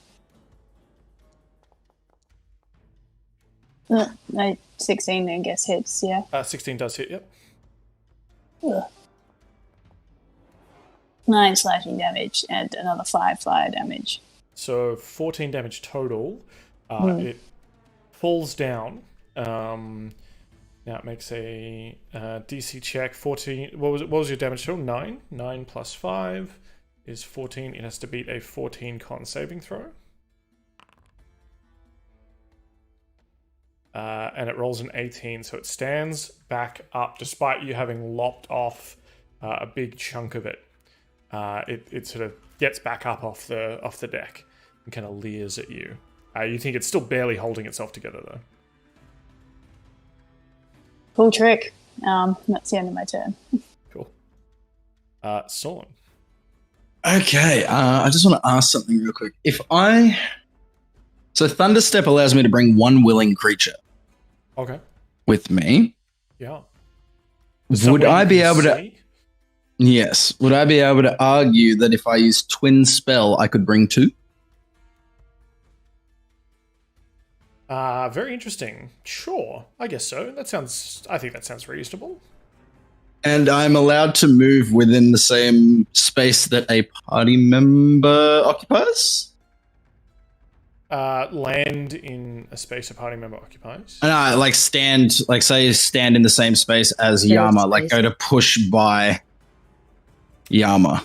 Oh yes. Yeah, because it a 5 foot square is actually quite big. You kind of just squeeze into that same bit as he's ducking a blade or something for sure. Okay, now I'm going to squeeze into the same space as Yama. I'm going to place a hand on Yama and a hand on Pauly and say, just trust me on this. I'm going to Twin Spell Thunderstep. I'm going to say it just does the damage once, right? But it'll let you take... Yeah. Only one roll of damage for 26 damage. And I'm going to take us to the other side of the room. Cool. All right. So and that is on everything that was around me. So 1, 2, 3, 4, 5.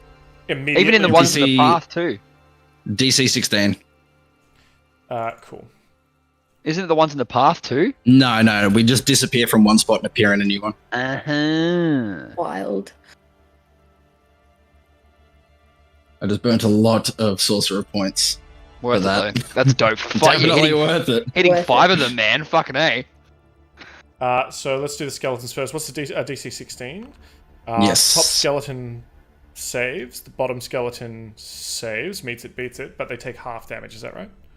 Yeah. So 13 damage.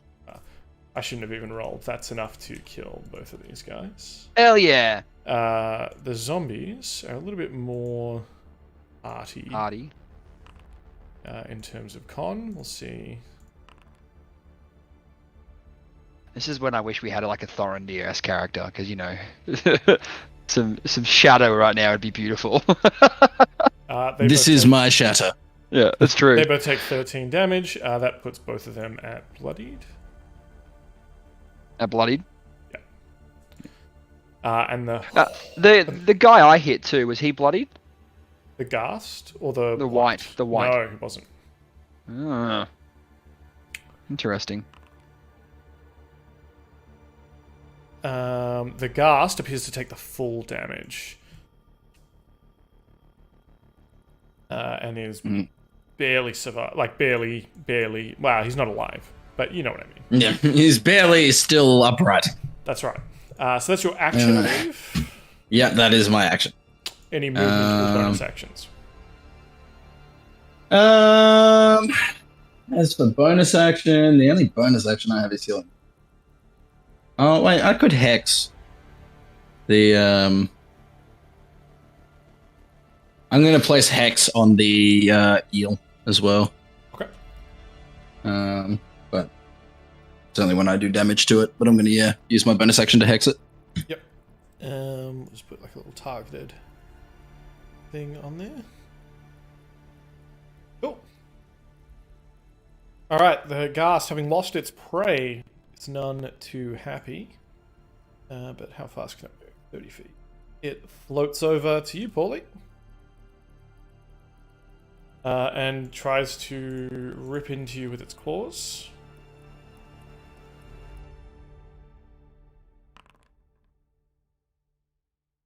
It's a 15 to hit. Nope. Nope. Okay.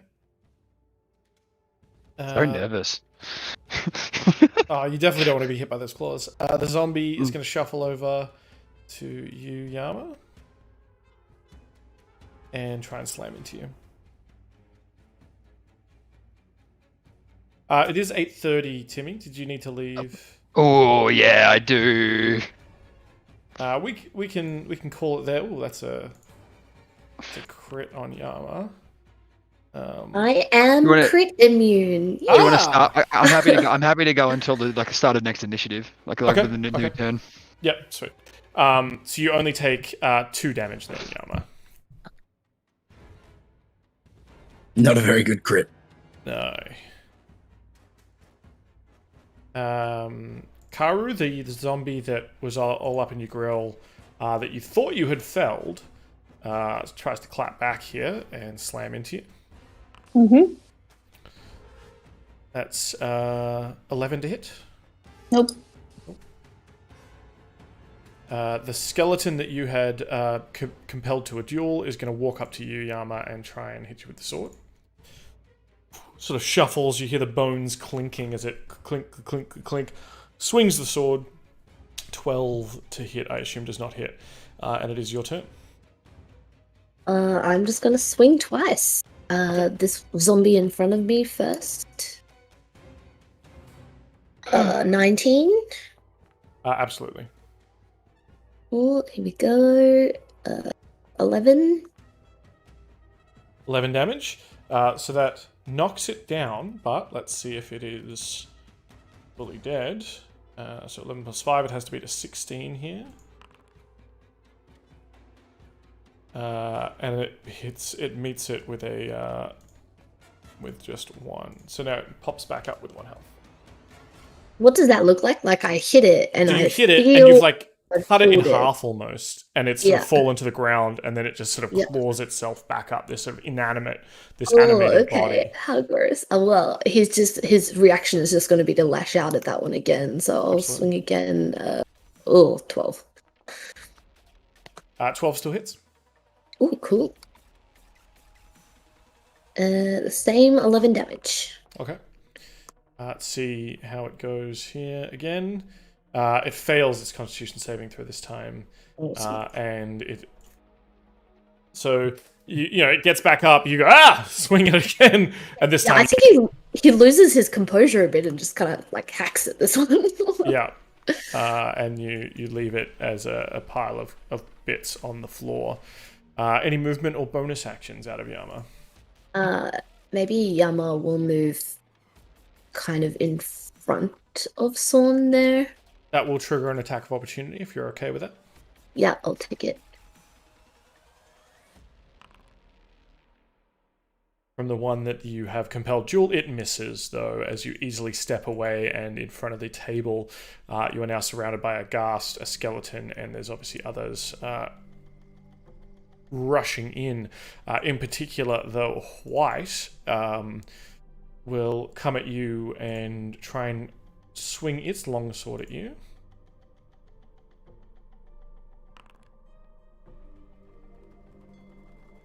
That would be a crit, but you are immune to crits. I feel like Yama's armor just kind of like he moves his shoulder or something and just kind of blocks the sensitive area or something. Yeah. So what was going towards a hole in the a gap in the armor, you're able to kind of just move it. It glances off. So it's only 8 damage instead of something much worse. He will try and reach out though and kind of put a hand on you. You feel sort of this necrotic energy glistening off the hand. An 18 to hit. Nope. Isn't your armor class 18? Nope, 19. Oh, there you go. So you're able, again, sort of just at the very last second, you kind of move back away from this creature, and it can it fails to connect with you. I feel like I dodged a bullet there. Oh, yeah. You don't want to be hit by that. You don't want to shake hands with this thing. One of the other zombies runs into the room, though, attempts to slam into you, taking sort of the position of the one you just felled. They just seem to keep coming. 12 to hit, though, I assume is not going to cut it.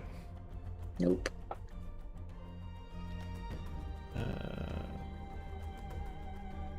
More zombies. Attacking sort of just whoever's closest. And that's not going to hit either. A 7. As Yama, despite being surrounded with your excellent Bushido stance, just keeping them at bay, causing them to be unable to advance. This is totally what he's built for. Yeah, you were worried before, like you couldn't, catch up to creatures because, like, yeah. Now you're in a room. Yeah, he's made for this close quarters fighting. Yeah, absolutely, like the opposite of what Pauly and Sorn are made for to a certain extent. Pauly, you're up, and then we've got a couple of skeletons, and then it'll be the end of the initiative, or end of the round. Right. So wait, the ghast in front of me is bloodied, correct? Yes, barely clinging on to its unlife. Okay, I'm going to attack the pilot eel with Talon. Okay.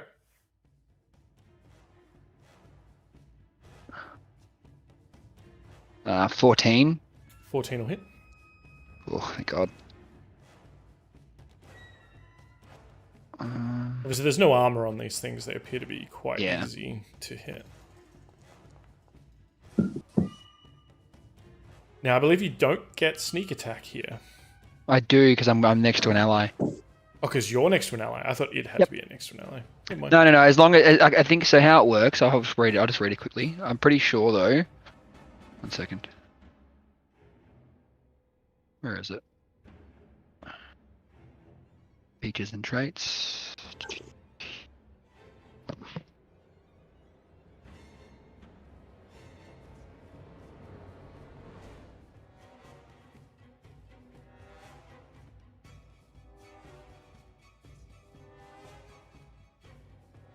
Find it. 1 second, I'm just reading it up now.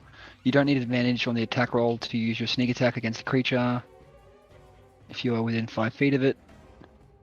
I thought there was something. I remember there being something about like being next to an ally though. I think I've got the wrong thing. If it's next to one of your allies, so if you and your ally are next to it, I think.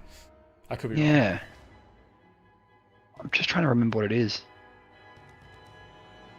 It's okay. Whatever. It's fine. I'll just I'll not do it. Then 13 damage. 13 is enough. So the one that Sorn has hexed, this pilot eel, will you plunge your rapier into its torso, skewering the eel, and disconnecting all the bones. Yeah. Beautiful. And then I will attack with the machete I just found, which is a dagger. Yeah, sure. What better thing to deal with zombies than a machete? That's exactly it. Oh, 14 to hit. That'll hit. Beautiful. The ghast in front of me. Yeah. I'll tell you now. You just tell me how you do this because it's just to, like cut his head off, like give him like a hacking, I'm gonna hack with it. You turn him into nearly headless Nick, and then with a further hack, into headless Nick, and the gas kind of dissipates into white. It's just a grey vapor. Perfect. And then I'm going to stand here. Alrighty. Actually, you know what? No, you know what I'm gonna do? I'm gonna stand. I'm actually gonna just move to there. Oh yeah, to the doorway, avoiding attack. The chance of getting attacked by too many places. Yeah. Sure, cool. The skeleton that had jumped up on the table drops its pistol and has its cutlass, its sort of rusty cutlass that it attacks Yama with, but misses. More zombies, this time one up in your grill, Karu. Just trying to slam into you on the boat here. 11, I assume, will not hit? Nope. So what does this look like as these two zombies? I don't think have really touched you at all, have they? No, they haven't. They're just flailing at you wildly, with a hook hand and trying to grasp at you. Keeping them at bay with your tentacles, with the sword. Like, what does it look like? Yeah, maybe the tentacles are distracting them, and that's what they keep aiming for. They keep trying to reach up. They're like, ah! Very good.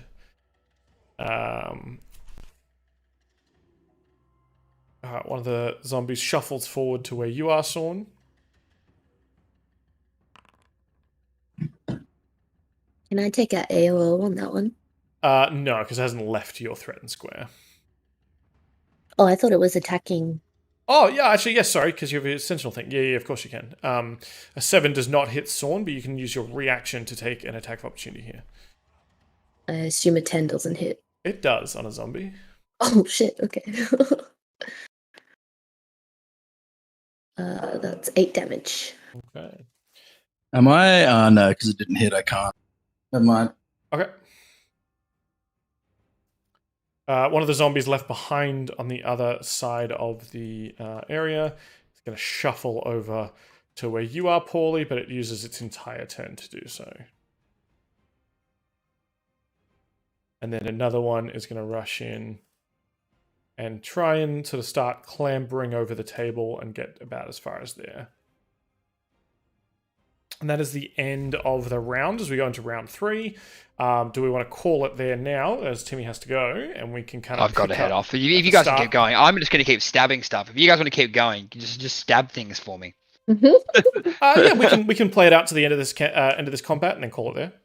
Yeah. I can. I'll call it if you guys have it. Like, I'm happy for you guys to stab things for me. Yep. We'll make sure that Pauly does all the stabbing.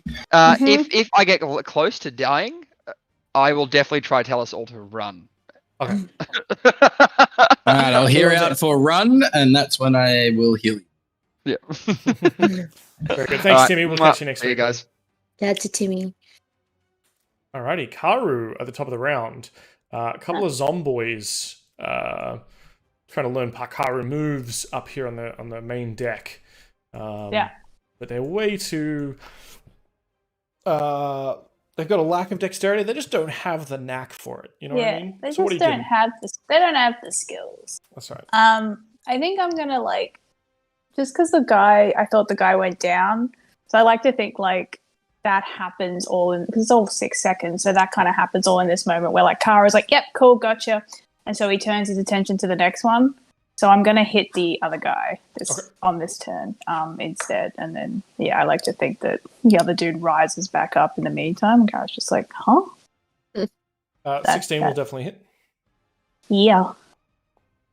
8 slashing damage and 6 fire damage to him. So 8 plus 6 is 14. And then I will... That definitely bloodies him. He probably couldn't handle another one of those. Hit him again. Hopefully. Yes.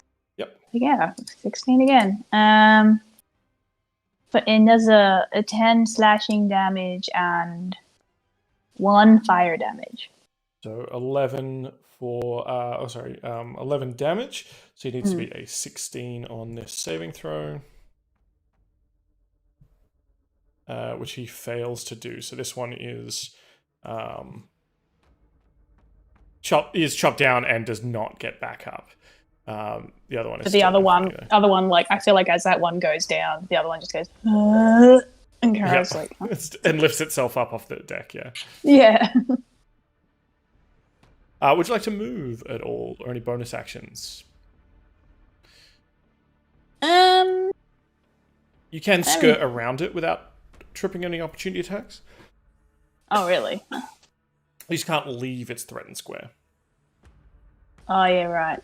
Which door is it that they came out of? Down here, if you can see where my mouse is. Oh, okay, cool. And that's the door that everyone went into? No, they went in like further up, further down on the deck, I guess, for the aft. I don't really know boat terms. Yeah, because I might actually just trigger an opportunity attack and run past this guy to that door. Yeah. And I have 5 more feet of movement. Can I go into the door? Absolutely. So, yeah. So you go into the door that he came out of. It's a tiny little. You throw open the door. It's a tiny little room. Okay. There's no. I wouldn't go into it then. No, yeah, I would just like open the door and be like, nope. There appears to be another door here.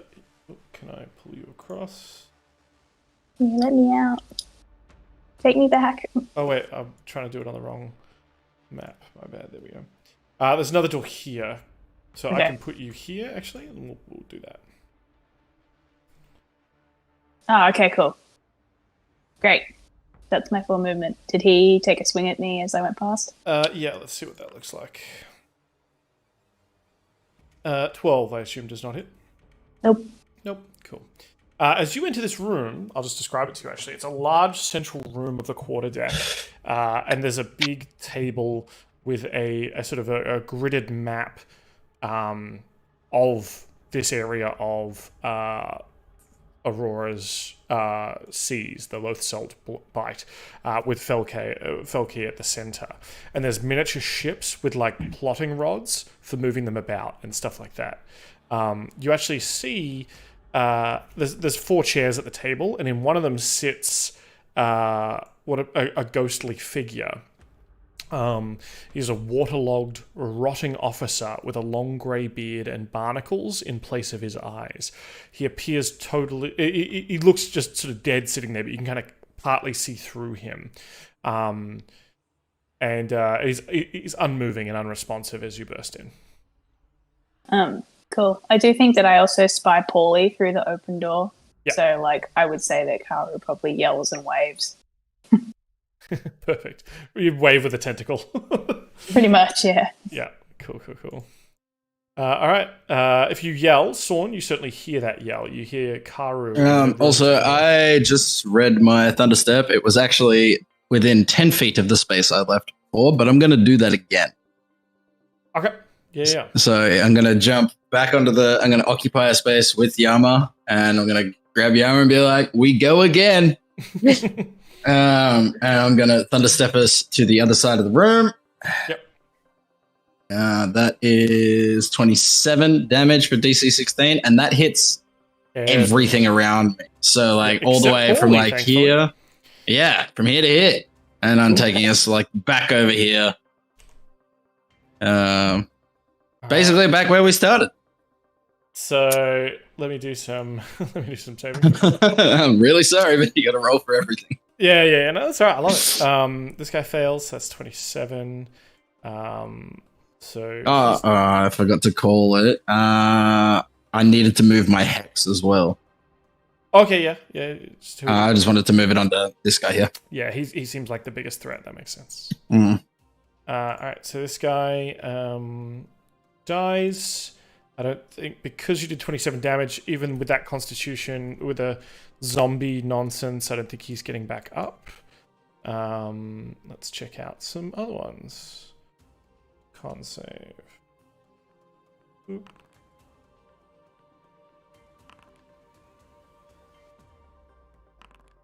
What do we got here? 21, 22, 19. So they'll take half damage, which is what here? 13, 14. We'll round up. Mm-hmm. He's dead.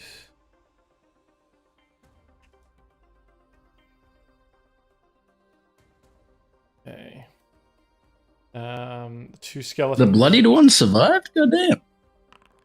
Oh no, I haven't done the ones at the bottom yet. Right. It's really cleared the room. Sorn has his uses. And oh yeah, even with that one will definitely go. You don't even need to roll for that one. All right, skeleton. Check the skeleton. Okay, that will take. Oh yeah, that'll just be destroyed. I imagine Karu hears this too, right? Oh, yeah. A huge clap of thunder. Within a minute, Karu has just heard things flying across the room. Yeah. Like bones just smashing against walls. Awesome. 27. Okay. And he also takes more damage. Oh yeah. Do you want to roll because of the hex? He takes a further 6. Oh, that is just enough to wipe him out. All right. Insane.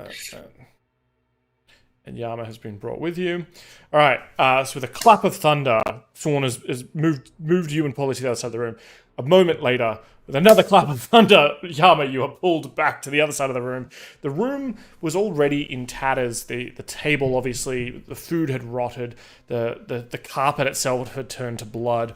The table is now in flinders. Both ends of it sort of exploded, almost as if a creature has taken bites of either end of the table. All that is left now are 2 zombies.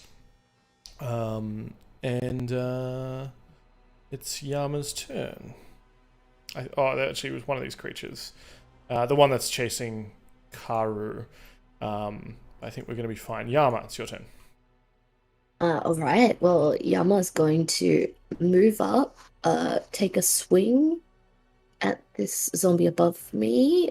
Is that a 7 or a 1? Yes, 7, 15. Slashing. That's a 7. Yep, so it falls to the ground. Let me just make its con save here.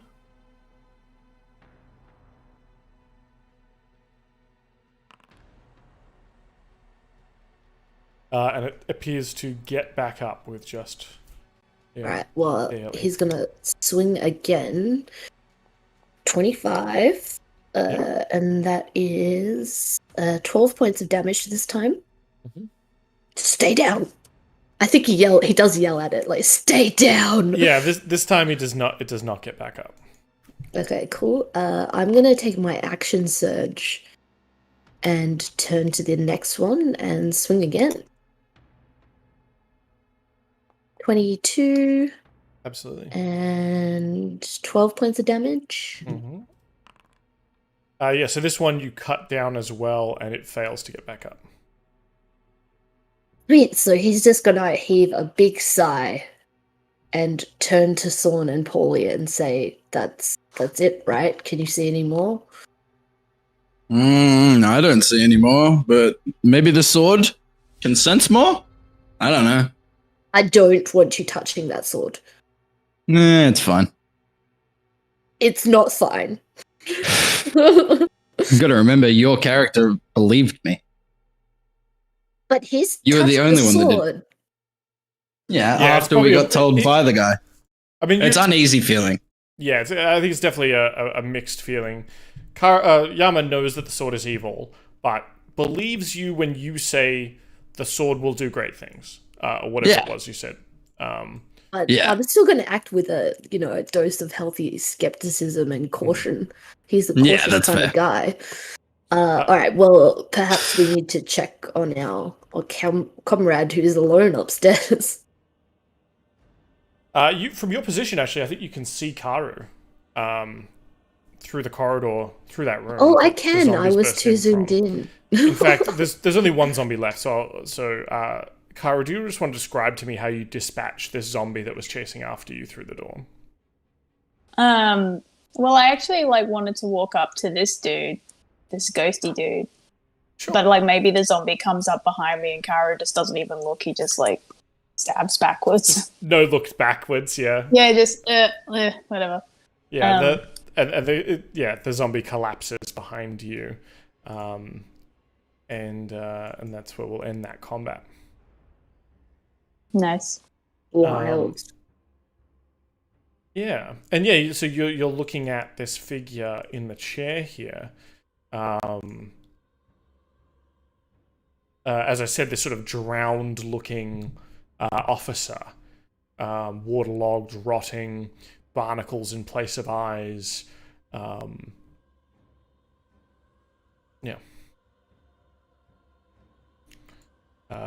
Yama, you walk in and kind of join Karu and Sorn. You all join in this sort of tactician room. We won't go too much further, but if you wanted to do something while you're here, I'll allow it. I'll let you guys do what you want to do, and then I'll think. Yeah, I think Yama is curious about the map and would really like to find some clues about what this ship was doing or what this crew was doing. If the map is of this area or a different area. You know what I mean?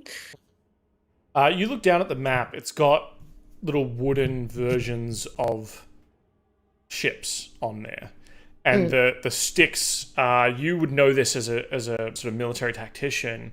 This is kind of a tactics map where you would put armies or miniatures that represent armies and kind of move them around the map as you get knowledge of where they are, and you would kind of you could do wargaming or respond to invasions and things like that.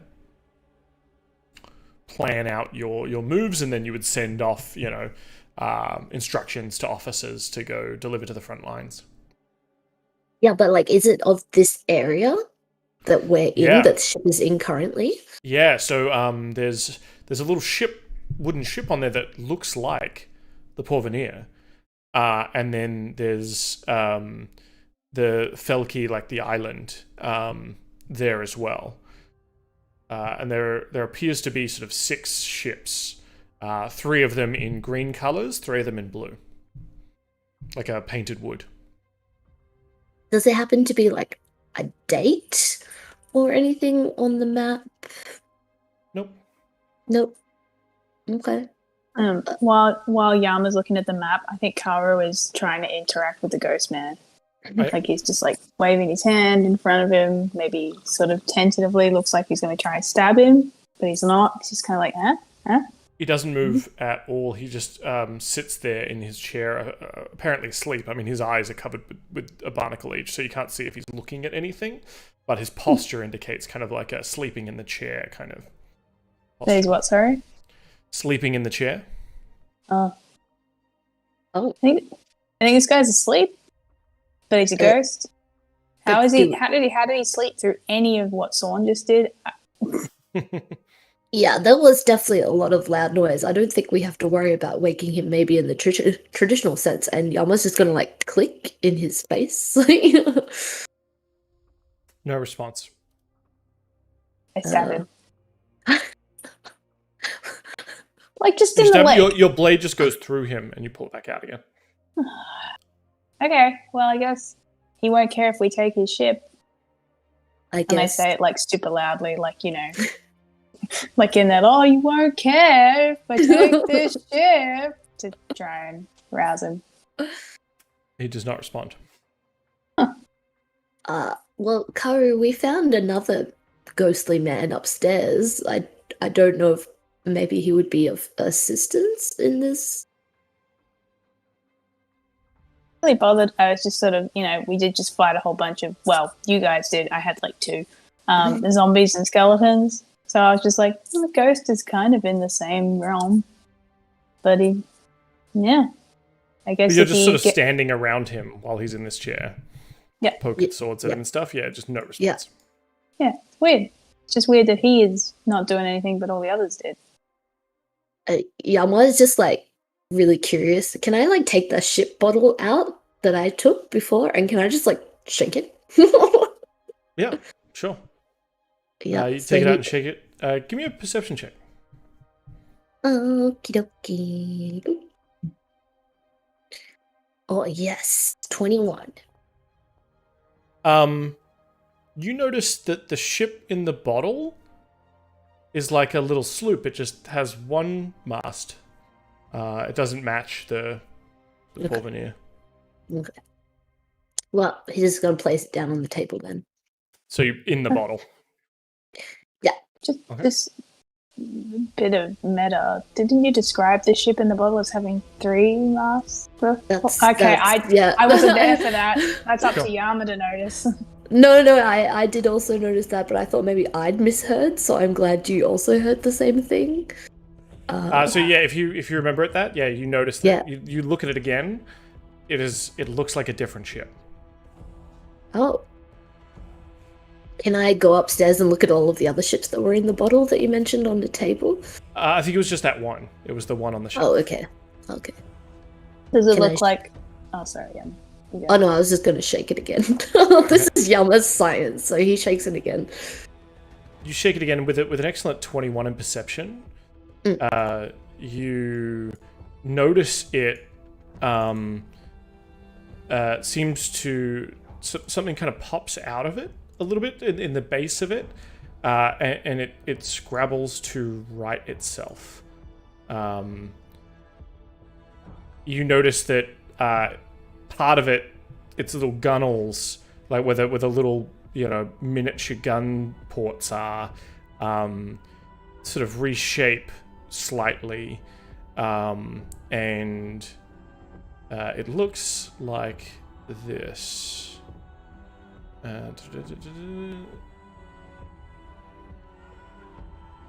Actually, how can I? I don't know if I can show you a picture, but it looks like you can see it's almost got like little tentacles coming out from the bottom of it. Yeah, and the figurehead has changed. That was on the front of the ship. Yeah, okay, so each time it's obviously a very different ship, so Yama is definitely going to hold on to this, well, maybe actually offer it to Sorn for perhaps some further information. Could you just have a look at this? Like, I could definitely see the ship is changing. Sorn will Yeah. grab it, and I am going to do an Arcana check, but first Sorn will be like, it's a ship in a bottle. But Right. look, it's a different ship. It hasn't changed since you handed it to me. But shake it, I- shake it. Sorn will shake it violently. All right. You shake it, and 2 of the gun ports, kind of towards the bow of the ship, glow green, and sort of the front bow of the ship kind of opens up as if a maw. Oh, we lost you, I think. The front of the ship opens up as if a mouth, as if the ship itself has a mouth, with the bow being its nose. Yes, this is quite strange. I want to make an Arcana check on it. That is a natural 20. Yes. You think this? In fact, I'm just going to show this to you because of the natural 20. Show to. In fact, I can deselect everyone. Just show it to Dylan, and you can describe it to us. What do you see, Dylan? And what do you think it is? Oh, God. What does Sorn say? All right, give me a second. What the stretch. Oh, all right. Sorn is just looking at this. I think I And, can see Yama is on the other side of you, like staring. On the other side of the bottle. Yeah. He's like trying to see what you see, but has no idea about magic. All right. I'll be like, this, it looks to be smiling at me and moving of its own free will. The ship? The ship in the bottle. Do Do you think it is a real ship somewhere? No, I don't. What I've this is a detected, creature? yeah, from what I've detected, this is a creature in a bottle. It, I believe, with my knowledge of like Arcana, would I understand what it, to an extent, what it is? Yeah. So you definitely know that it's tidal, right? That's in that picture. Yep. You know exactly what this is. You got a natty 20. Okay. You know exactly what this thing is, and you know what this family of creatures are, I would say. Yes. Okay. I'm just gonna say it's probably, if I were to use it, it doesn't bind it to me in any way, does it? Yes. Besides for the time that it is allocated. No. If you uncork this, you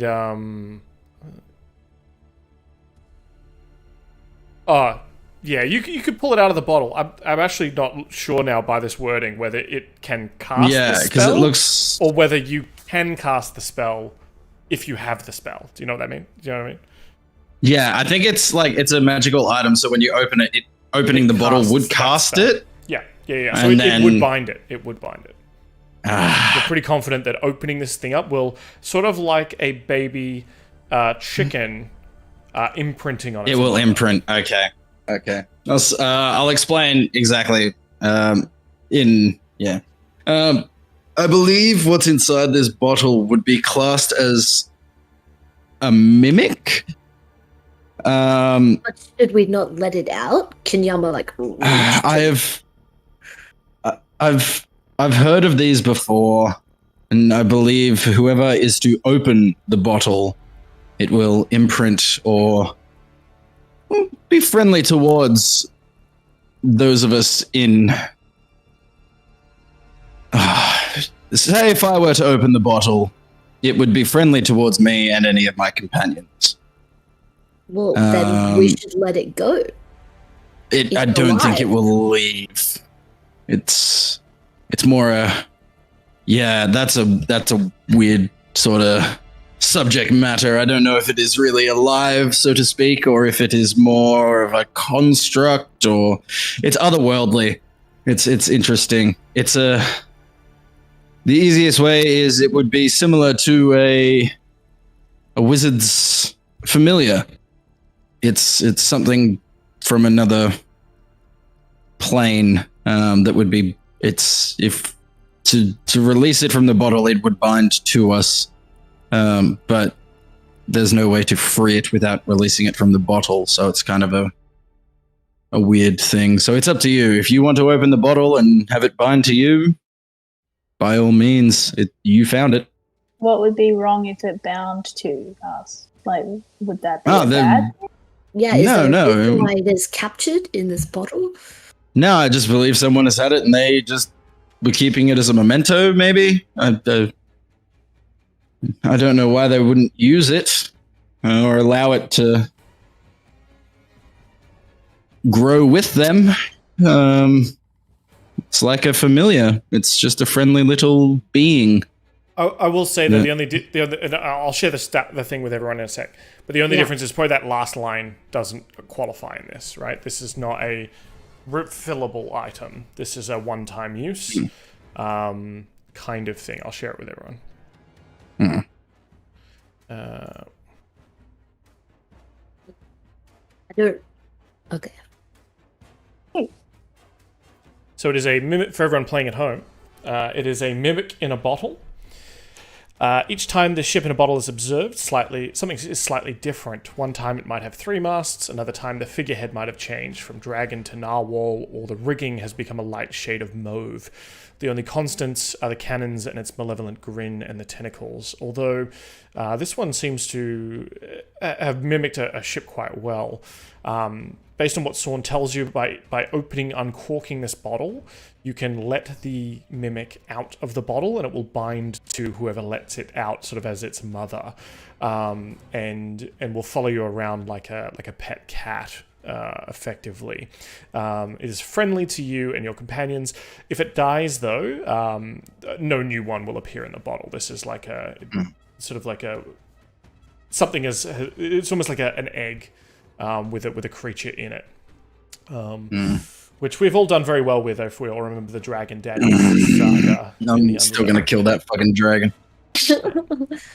So, but yeah. So you based on that is now, you can kind of see what Sorn's saying when he turns it this way and that, and it is now like butting up against the bottle, trying to bite at him through the glass. I believe it wants to be free, but yeah, if you want it to be bound to you, by all means, and I go to hand it back. And I think that's probably a perfect spot to leave it this week without Timmy. We don't want to get too further deep into that. So I'd love to see his reaction as well. We'll recover that ground next week. I did want to try and have a quick conversation with the sword, if that's okay. Sure. What do you want to ask the sword? I just wanted to go back over what I said earlier. If you will work with me, I will feed you, but I'm not going to feed you my companions. If you want to be fed, yes, this is your way. I want to be fed, yes, but they are the only ones worth feasting on. Oh, we can find souls worth feasting on. I've met quite a few people that I don't like that I would definitely much rather feed to you. These guys, off limits. Even the bird, I don't really like the bird, but he is a friend. I can't even me. I've got some questionable morals, but friends, they're off the table. Why do you need friends when you could have power? You could have slaves. If you think of it this way, friends will betray you. They are an extension of me. No. They will help me feed you. That's what an undead army is. It is your will personified in flesh and bone. Friends have willpower. That's always a problem. They haven't been a problem thus far, and I've been with these guys for quite a while. They've helped me do a lot of killing. And you could get in on that action with us.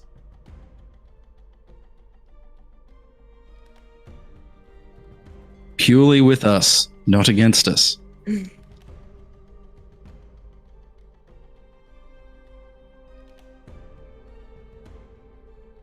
Heavy thoughts. If I agree to these kind of terms, I require this, though.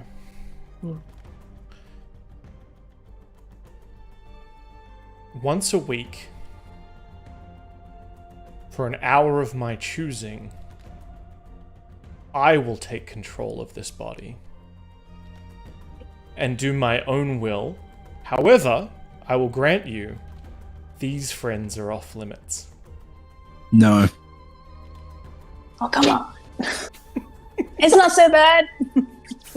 Katie just wants chaos. I do. I've been watching Jujutsu Kaisen recently.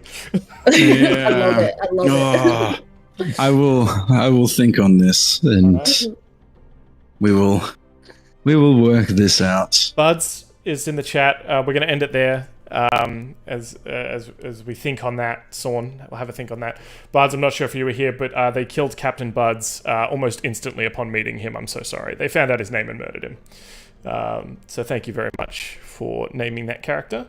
And we've got some other now. There is now a Buds Volume 2. Someone has put points towards a Buds Jr. Yeah. So it's Buds 2 Electric Boogaloo. Maybe on a revenge quest. We'll see. But I want to thank everyone else who's hanging out in the chat. I hope you all had a bit of fun. I saw Dill, Aaron, and Buds obviously getting in there, having a bit of a chat. Cait, I think I saw you answering questions in chat as well. Yeah, I think the only other thing to say is that it's still Mental Health Awareness Month. We are still raising money, even though we've hit well over our target, $1,800 amongst us across the streams and Rage and Rolls. There's still a couple of days left till the end of the month, so if you're feeling like you want to donate a little bit, that'd be amazing. And of course, that will help these guys, gives them some inspirations and things like that in the campaign going forward. So Beyond Blue, it's a great charity. If you can spare a couple of dollary dues, certainly give it a crack. And then next month, we might even be trying to do a bit of Movember action. We'll see how we go. If Katie can make a big mustache maze for us to wander through. With their new map skills. Do that. Yeah, I would actually do that. That's terrible. That's dope. Cool. All right, is there anything else, Katie, Dill, or Cait, you wanted to say to all these beautiful people before we call it a night? No. No, I think that's about it. Summed it up very well, Dan. Awesome. Well, thank you all. I'll be back on Thursday on the Raging Rolls channel. I'm going to be a special guest on their stream again. This whole cross the streams, we're all kind of helping each other out. So if you're around on Thursday afternoon or Thursday evening, you can check out Raging Rolls over on Twitch. For now, though, I guess we'll kick on with a little bit of a raid and then call it a night. Bye-bye, everybody. Goodbye.